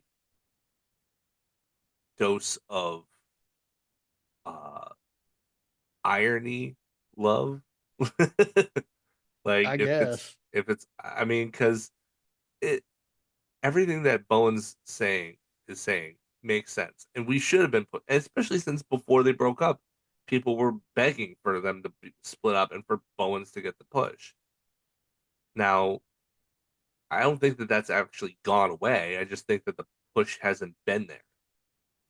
Like they come out, they give him a couple wins, and then they give him like three or four losses. Then they give him a win, and then they give him another loss or so. Like Hmm. the his booking has been spotty. Yeah, and It's it's the not, booking that's killing his fucking momentum. It's not yeah. him. It's like, It's the booking killing it. like I thought that once he turned, like he would be on a fast track to be like next in line for the TNT title. I thought like that was a good path for him. Um, Especially if Fletcher was going to win it. But like now, I mean, I have no idea what is. Apparently, he's just going to be in a forever feud with Max, and probably be going to wind up being the first guy to lose to Max in the challenge. Probably Yeah. at 459. Shitty. Shitty too. Like, I Yeah. don't know. Like, I feel like we could be doing something better with Bowens, Yeah. especially since it's true. He is doing all this great PR for the company. Like, Yeah, he is. He's you're, killing it out there. I see it every week. yeah, and He's on red carpets and you're gonna all pay those him people he back mentioned he by, has pictures with. I saw those pictures of both, like he said I was with Bill Burr and Bob Odenkirk, and I saw those pictures of him with Bill Burr and Bob Odenkirk before I saw this promo. yeah. Yeah. So, I mean, I just feel kind of bad for him because I don't know if he's actually gonna be rewarded for all of that, and he absolutely should be. Yeah, I agree. Unless, I mean, maybe this was something that he wanted. I don't know. I don't know. But since I I don't hope it know, comes I'm out just to gonna leave it something up to good. speculation. Yeah, we'll leave it to speculation. After that, though, we had absolutely. I mean, this was supposed to be the main event, and that this deserved the main event. Holy crap! This was fucking this I Tekker match. So, for a shot at the IWGP World Title against Zack Sabre Jr. at Forbidden Door, we have Nigel McGuinness against Daniel Garcia, Hechicero, and Lee Moriarty, which was great. It was great. And Nigel bringing in that little bit of like striking asshole is outside of the Tekker stuff to really kind of seal the win, like the elbow in Garcia during the submission and stuff like that, like all that really great. I thought some of the lockups when they had like three or four guys, all locked up into one set of holds was fucking awesome the way they did them. Like sometimes they don't make sense when they do stuff like that, but these ones all had working parts that made sense. Like I really enjoyed this match, man. so I enjoyed like the second half of it. Like the second half of it was once they kind of got into a groove, it was really well done. Probably the one of the spots that uh stood out to me the most was when Lee Moriarty had three different submissions on at once. Yeah. Like that's freaking crazy. Absolutely absolutely my shit. Yeah. But the first half of the match, unfortunately, in my opinion, suffered from the thing that I thought it would suffer from, is that if you're going to promote this as a technical, you know, grappling style match, it's easy to do that as a singles match. You only have two people to keep track of, and they're going to be on each other the whole time. Mhm. It's a little bit more difficult, but easier to do that as a triple threat match because one guy's always, unless you get, combinations of things, one guy's always going to be on the outside anyway. When you introduce two different sets of people that you have to keep track of, though, like that intro where they were just like they're doing their hold sequences, it's like I don't know what I'm supposed to be paying attention to right now. I was just trying to take it all in at once as Yeah, much as I I could, just I was trying and I was struggling. I was like, oh man, like I liked the work.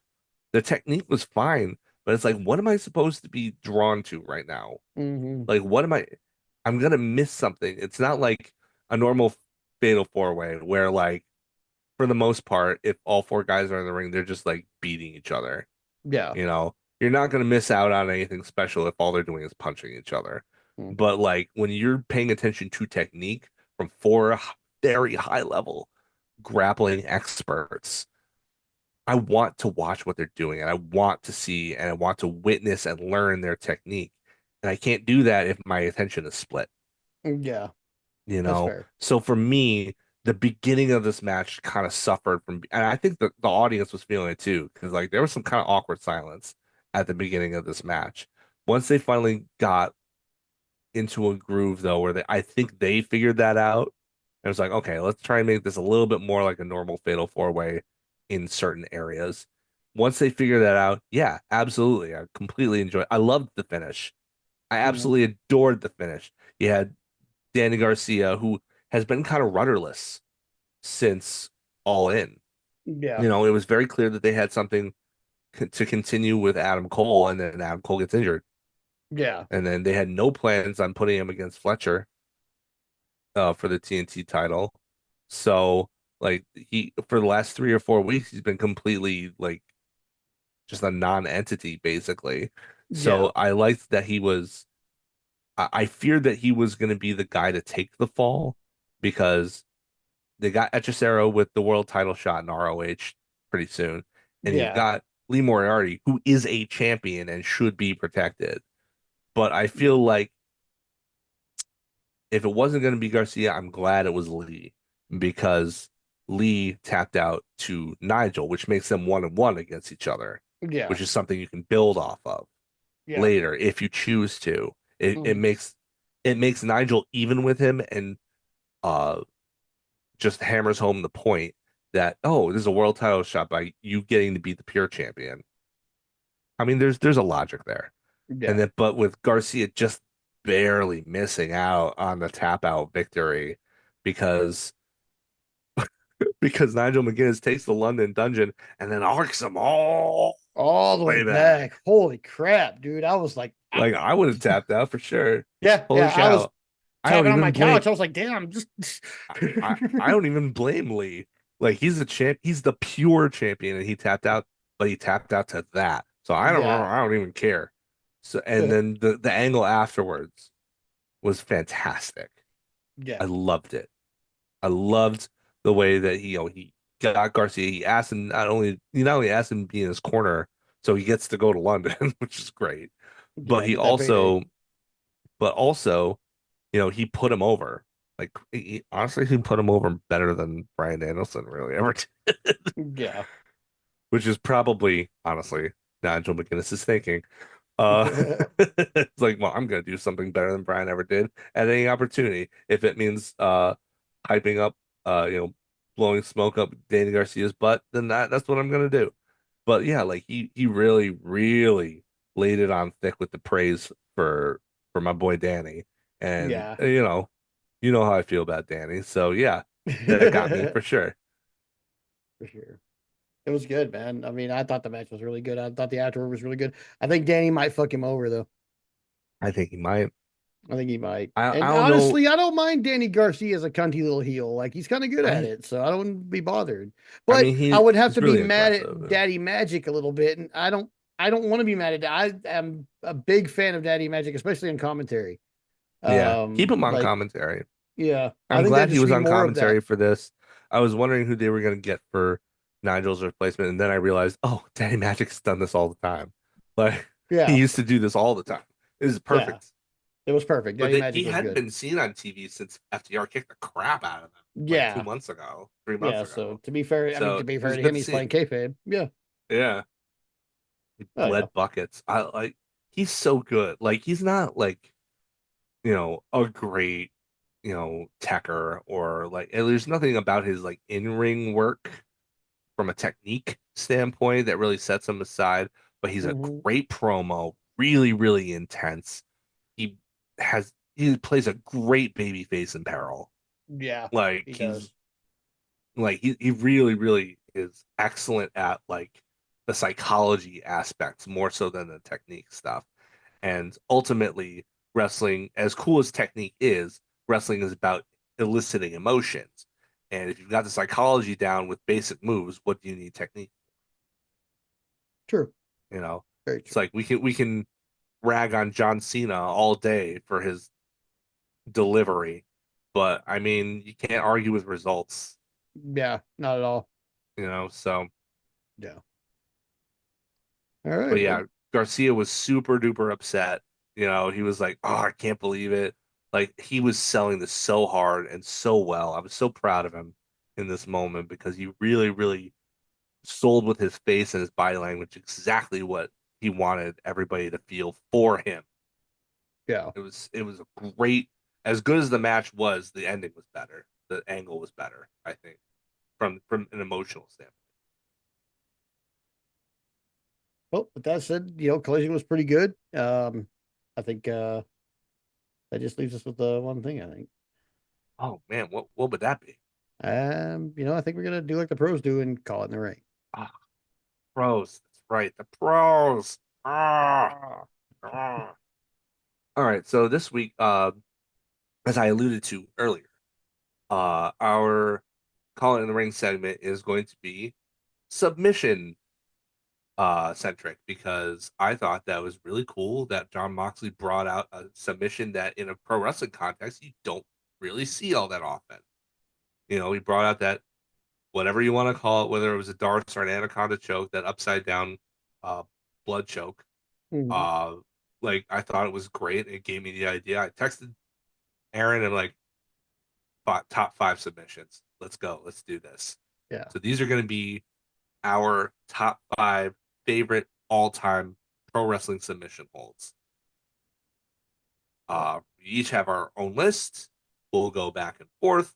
I'm sure some of these things are going to appear multiple times. Probably. Probably the number one is probably going to be the same if I had to get. Well, If maybe I not. have to guess, I bet our number one is the same, Yeah, actually. yeah. Between the I two bet of it us, I is. bet I it's the bet it same. is the same one. Yeah. Um, Everything Knowing else is kind of you, I bet we have the same one. yeah. I think that that's uh a good guess. Yeah. But I'll leave it to Aaron to start things off. What is Okay. your number five My number five. favorite all Man. time pro wrestling submission? Well, I mean, of course, we've already talked about it, and it's my number five because I have to mention it in this list. It has to be in my top. It is the good old Texas Cloverleaf. As a Yeah, huge Dean Malenko fan, this has to be in my list. yeah, baby. I fucking love the Texas Cloverleaf, not just because I'm from Texas and haha, mark out easy, easy pop, cheap Yeah, pop for me. But also because I have legitimately done this move to people and it fucking hurts for real. it sure Okay. And I've does. had it done to me and it fucking hurts for real. I've had it It done to me in sure. fake wrestling matches and it hurt for real. And I've done it to people in I did it to a guy like because Dean Malenko's popular when I was a kid, like when I was in high school. So I was wrestling, like actual collegiate wrestling, and I Right. did it to there was like two kids that we were both freshmen in my weight class, and so we always had to train together. And I fucking hated this kid intensely. Oh. I put him in the Texas Cloverleaf several times.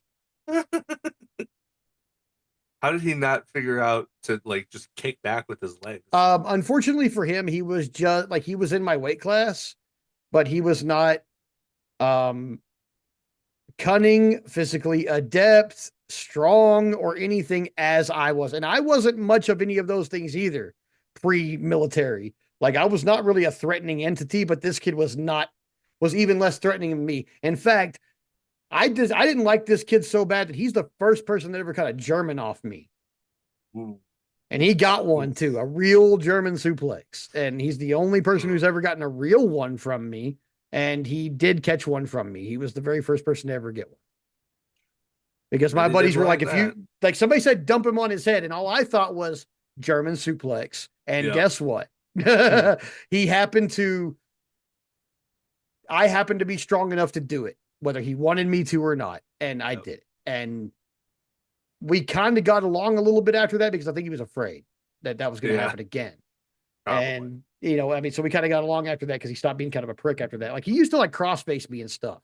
out of nowhere. Yeah. Like I'd get bloody noses and bloody lips and See, bruises I on my like eyes and shit because he would do little yeah, shit that you weren't supposed like you're not supposed to do it, but it wasn't illegal, you know? yeah, Like not like illegal, but gentleman's not agreement. more. Yeah, gentleman's agreement shit. Like he was cross facing me and shit that you would do to somebody from another school, but not shit you do to your training partner. Yeah. And so yeah, eventually he caught a German for his trouble, and a high angle fucking German too. Like I had him, dude. I had him basically by the thighs, Yeah. Oh, and was on my tippy toes, just that's whoop. a wheelbarrow suplex at that point. Yeah, pretty much, dude. Yeah, but I gave him a nasty one, and he finally kind of wised up, like, oh, maybe I should be addicted to this guy. Yeah. I was like, you cross face Well, me ever again, that's happening again. You feel I me? mean, it's just Yeah, just a different version of talk shit, get hit, right? basically, it was Yeah. more of a if it was more of a cross face me ever again, and your fucking ancestors are gonna feel that shit, bro.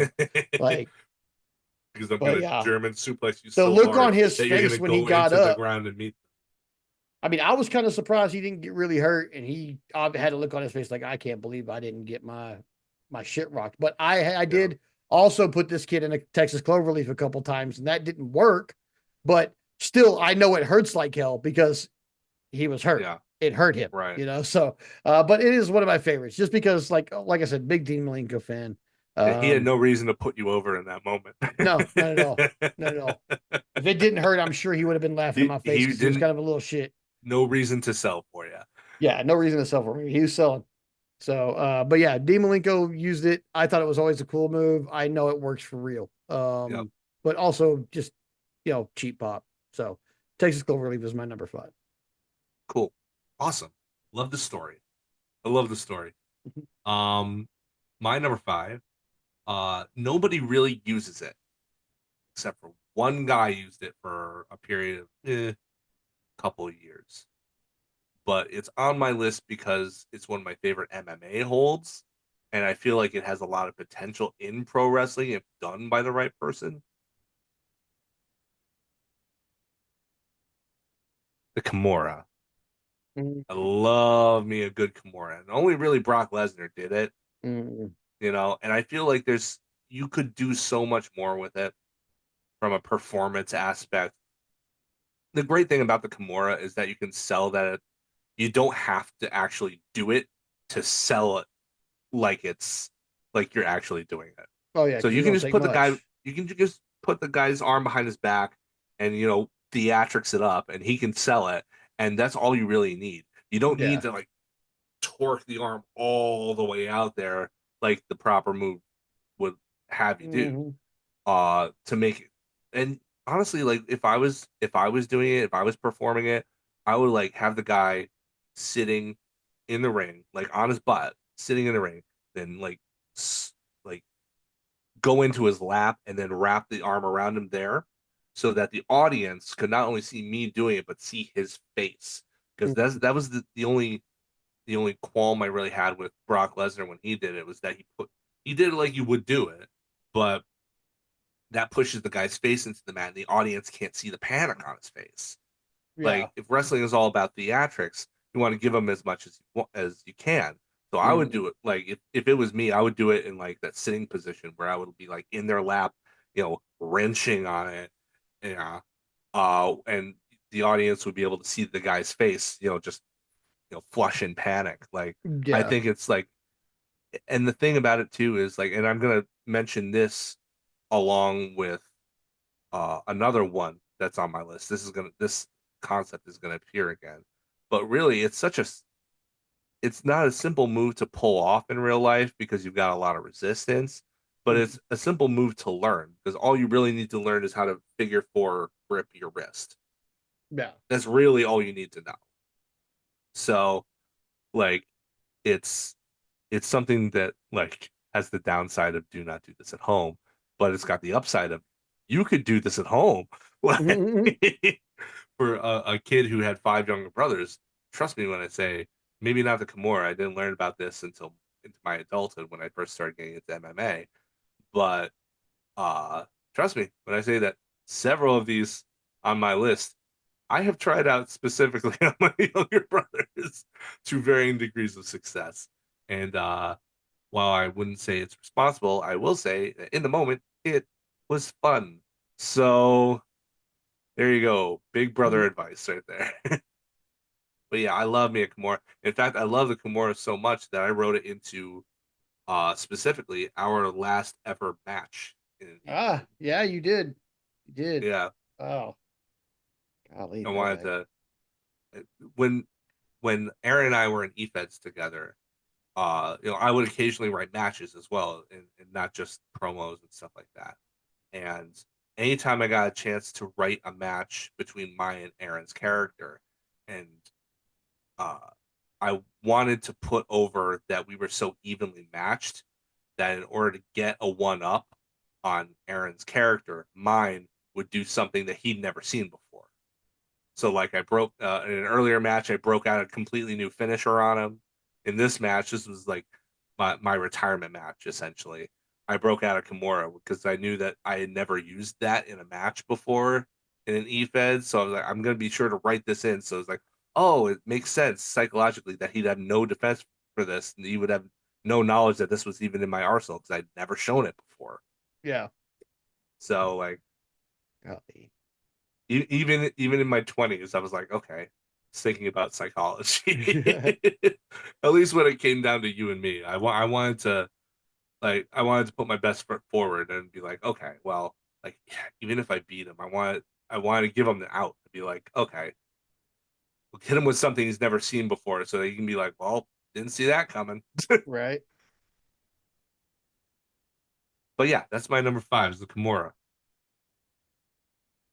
What's your number four, Aaron? My number four is the hold of many, many, many, many, many names. We could call it the Coquina Clutch. We could call it the Mm. Kata Hajime. We could call it the Red Rum, or we could call it what everybody calls it everywhere else, and that's the rear naked. I will say the red There rum are slash very, I mean, kata, yes, they're Kata Hajime does variation. it different Yeah. way. Red Rum, and Kata Hajime are the same thing. I mean, that's just what Yeah. it is. The Tasmission is It's what like that with a is. half Nelson Coquina is deal. a little But different, but yeah, these are all basically a yeah. rear naked choke. I mean, I just don't want to break down all the chokes into different, like, I like a good Yeah. choke, you know, like, A good so blood choke. yeah. So, yeah, that's my number four is all the chokes, particularly the Tasmission, the Kata Hajime. I really like the way he does it. I enjoyed the way he did it back in the day.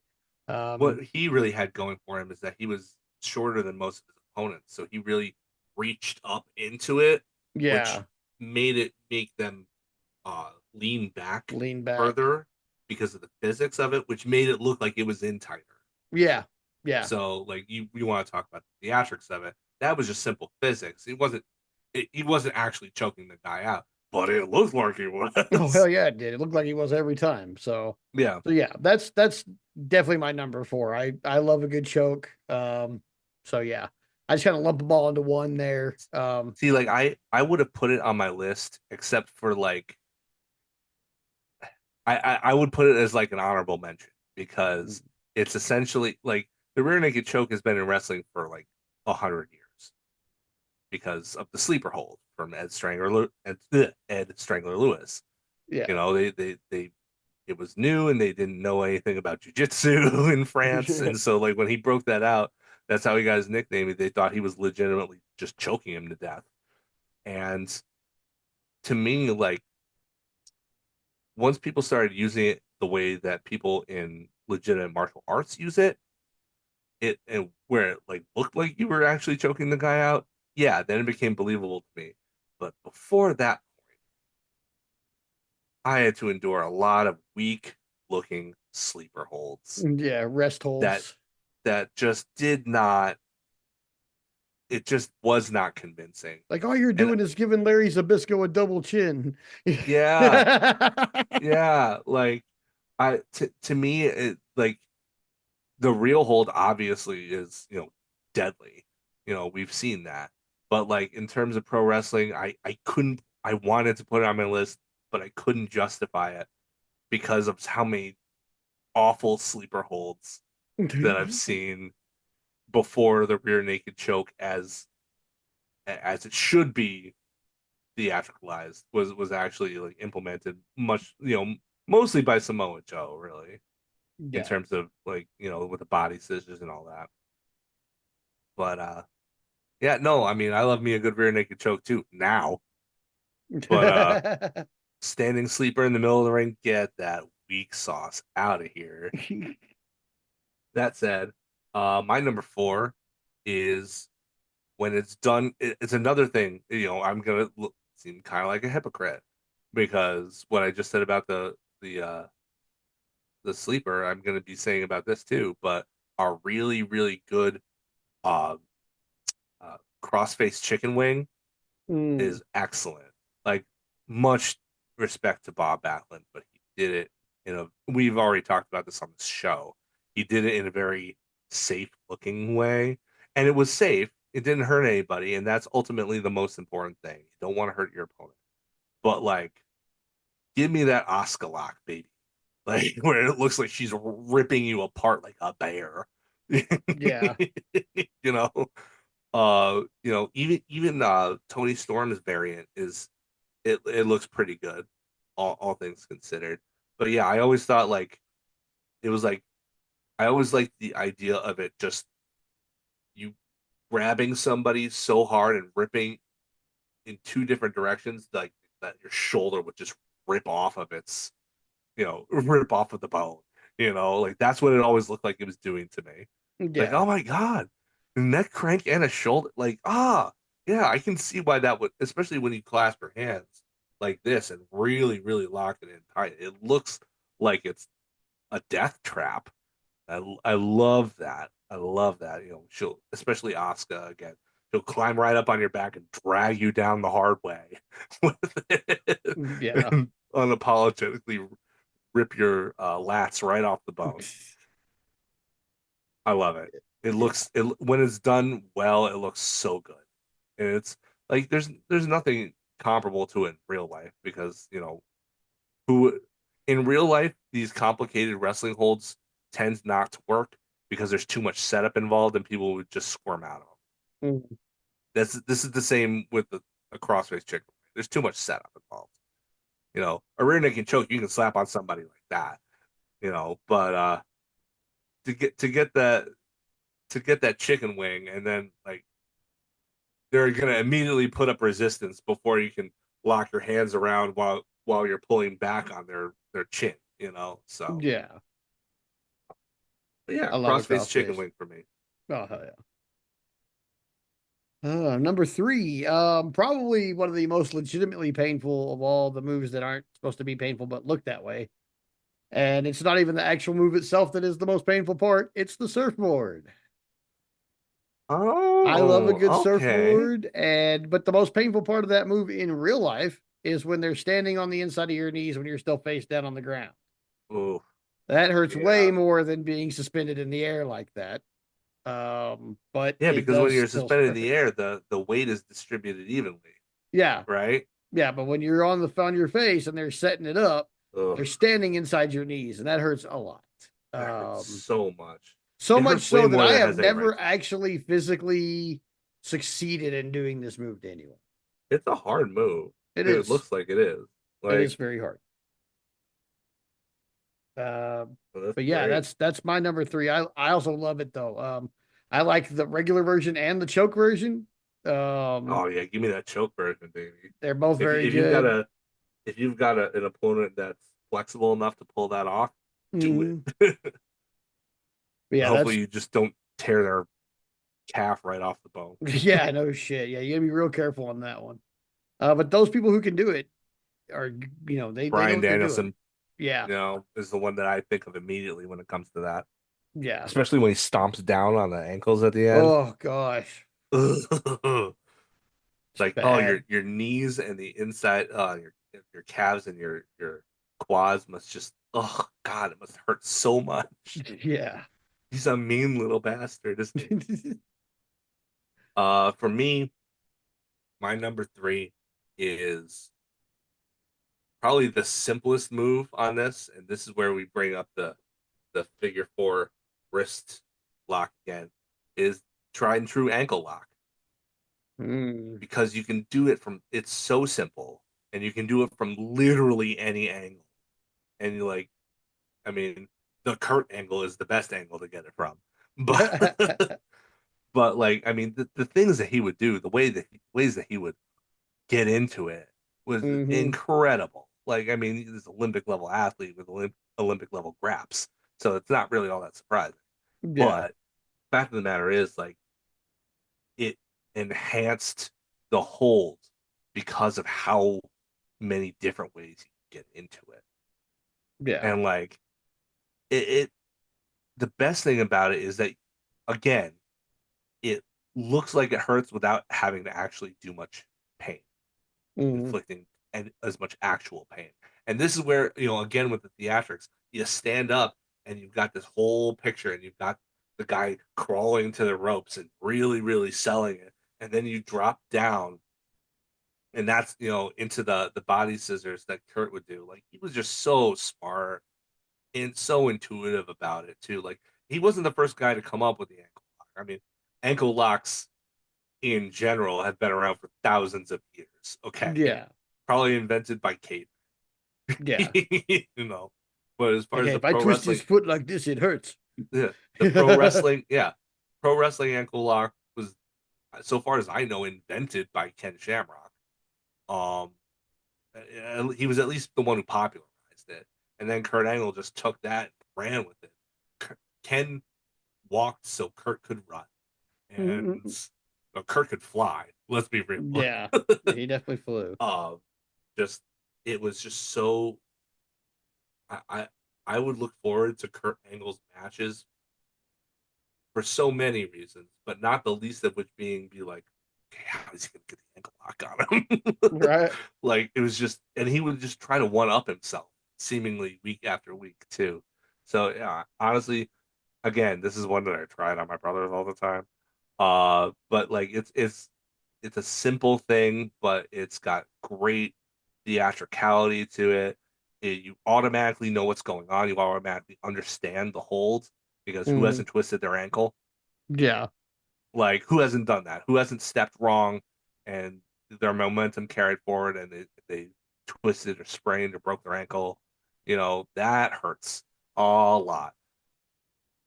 So it's very easy to understand. It's very, uh, it's kind of self-explanatory, but it's still like because of that, there's a universality to it that I think that like anybody who slaps on ankle lock, like no no no no no Mhm. no no get to the ropes, get to the ropes.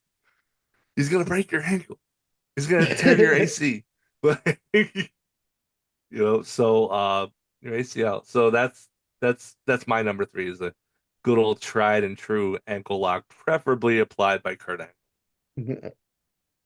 All right. My number two is one that I really enjoyed when I was a kid, or at least during the Monday Night Wars, and I think a lot of other people enjoyed it too. But it's by our old belt collecting friend, the Ultimo Dragon, and that is the Dragon Sleeper, which I Yeah. always thought was super gnarly because not only are you putting this person in a backwards sleeper and making them like do a backbend, but they also have to smell your stank ass armpit while this is happening. Because So it's at like, the end of the match, it's not the beginning of the yeah, match. so even It's if the they're end of the like match. if they're getting heavy breaths like to save themselves, all they're getting is heavy breaths of your armpit sweat and stank. So it's just like you're in two bad spots all at once here. Like you can Yeah, breathe or you cannot breathe, but we don't know which one is actually preferable. yeah, yeah. I Oh, but can't it was imagine also what like ultimately a cool looking move, and effective. I mean, Ultimo Dragon won tons of matches with it, so it was so effective at getting over that the Undertaker used it for a while. yeah.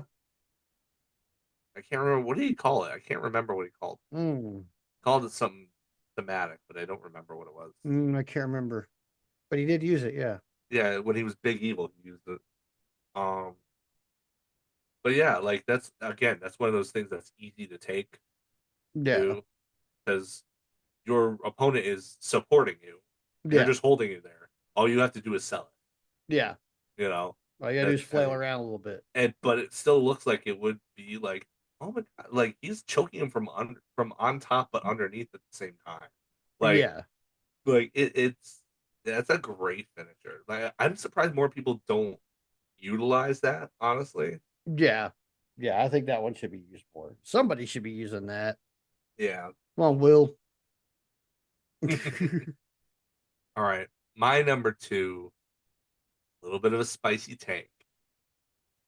Might upset some people, but I want to make it clear that we're talking about the move itself and how it was applied,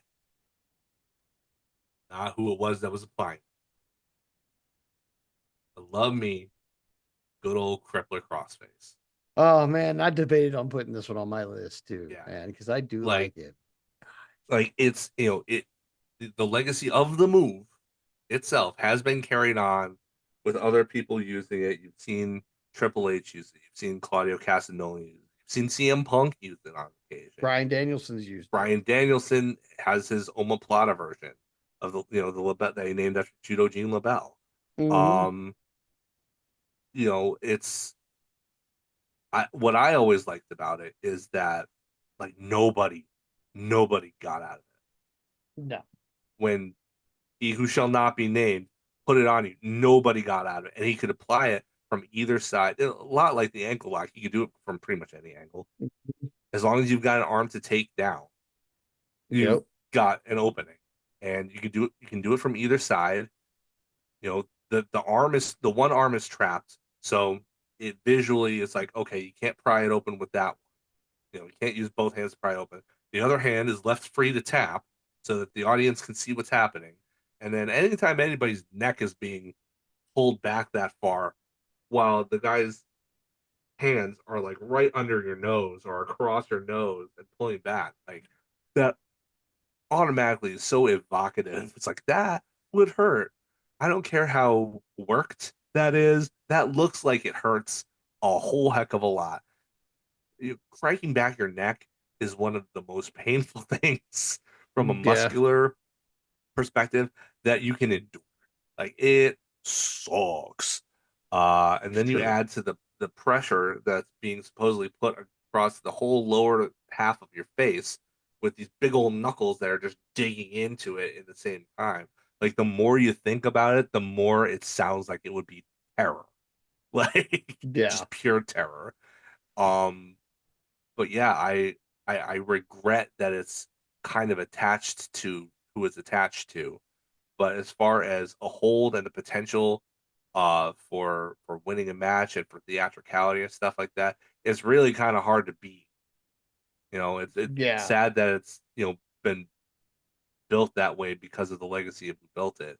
But it's an undeniable legacy in my mind. Like that guy before he did what he did was one of my favorite wrestlers. Mhm. He was one of the Yeah, he best was pound like for my pound favorite wrestlers, at that time. Yeah. one of the best pound for pound wrestlers this world has ever seen. I wish Yeah. he wasn't a freaking murderer. But like, Fair. but yeah, as far as submission holds, like that's always the crossface is always gonna that arm trap crossface hold is always gonna have a kind of a special place in my heart. Yeah. So there, if you want to get mad at me, folks, Do it on both go guys. there's your controversy for this episode, I guess. Yeah. Go ahead and chew me out for it. I don't care. I don't take it back. No, as for the number one, I mean, I I think we think we probably have the same one. yeah, you want to okay. We'll give a countdown. Three, two, one. Okay. Yeah. Okay. 3, 2, 1. Sharpshooter. Sharpshooter. Yep. All right. We're both big Bret Hart guys. Big Bret We're Hart we're fans. both Yeah. big Sting guys too. Yes, Like that's true. So the Scorpion Scorpion hold Deathlock. The Sasori Gatame.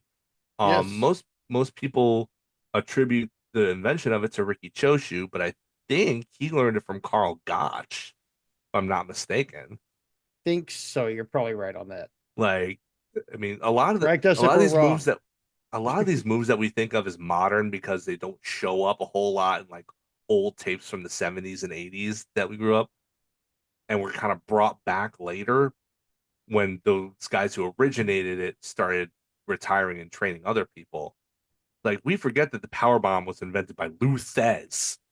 Like, because it doesn't start showing up until like what Sid starts doing in 1988, 89. Like, you know, it's it, so like the fact that Carl Gotch may have actually invented the sharpshooter or the scorpion hold or whatever you want to call it Yeah. is it's it sounds like it's false, but I buy it, honestly. I kind of buy it. But yeah, I mean, how many if you grew up watching wrestling in the 90s and you had siblings, you were putting them in the sharpshooter. Oh God, I put so many of Probably my poorly. cousins in the sharpshooter. Oh my God, I didn't have Probably siblings. poorly. Yeah. But yeah, I put my cousins in the sharpshooter constantly. Hmm. Constantly. Yep. Me Oh my too. God. I had a kid at my family. Like every time our family gathered up, there was a kid getting a sharpshooter from Aaron. That was happening. Somebody was getting one. And yeah, it happened. Like this is one of those holds that is like perfect for pro wrestling. Again, you couldn't like do it in real life as adults because like an adult would just kick you in the face and say, "What are you doing?" No, no, try me. I'll put your ass in a sharpshooter. Yeah. I mean, After I put you but in an ankle lock so you don't feel like kicking me. yeah. Yeah, as soon as you tear their ACL, they're going to be not so keen Yeah. on, fighting Yeah, your back, shit's I gonna be guess. fucked up. Then I'll put you in the Yeah. sharpshooter. Yeah. First your ankle, then your back. And I'm gonna sit. Um, yeah. Yeah. We're gonna sit until your lumbar vertebrae just snap in twain. Um, but yeah, like it's like the perfect theatrical wrestling hold, isn't it? Yeah, it is. It really Because there's the is. whole setup, and Yeah. you can take the audience on the ride with you as you apply it, or Hmm. as you're even taking it because you can fight. Oh no no no Yeah, no yeah. no! Like, and You then yeah, know, like the struggle to get them turned over, yeah, and then yeah, finally you get them turned over, and just that glorious sit yeah, into the like the full position. Like there's like a whole like it's like stages, yeah. and the It's audience fervor usually grows with that. Like, yes, it is. Yeah, you're I love absolutely it. right, 100%. Like there's nothing like a good sharpshooter. There's Hmm. nothing like a bad one either. Rocky That's looking at true. you. Yeah, My Rocky, God. terrible sharpshooter throwing motherfucker. Like I will absolutely forgive you for 1998 Survivor Series because I know what Vince was going for, even if it was really, really petty and gauche. But like, you didn't need to know a sharpshooter, but then you kept applying it and doing so really poorly. Like, He applied it the way I would expect Vince to apply it. ugh, And that's saying yeah. terrible, terrible things about his Like wrestling ability. at that point, you Uh, still had Owen on your roster. Ask him to apply it for you. Ask right? him to show you how to do it.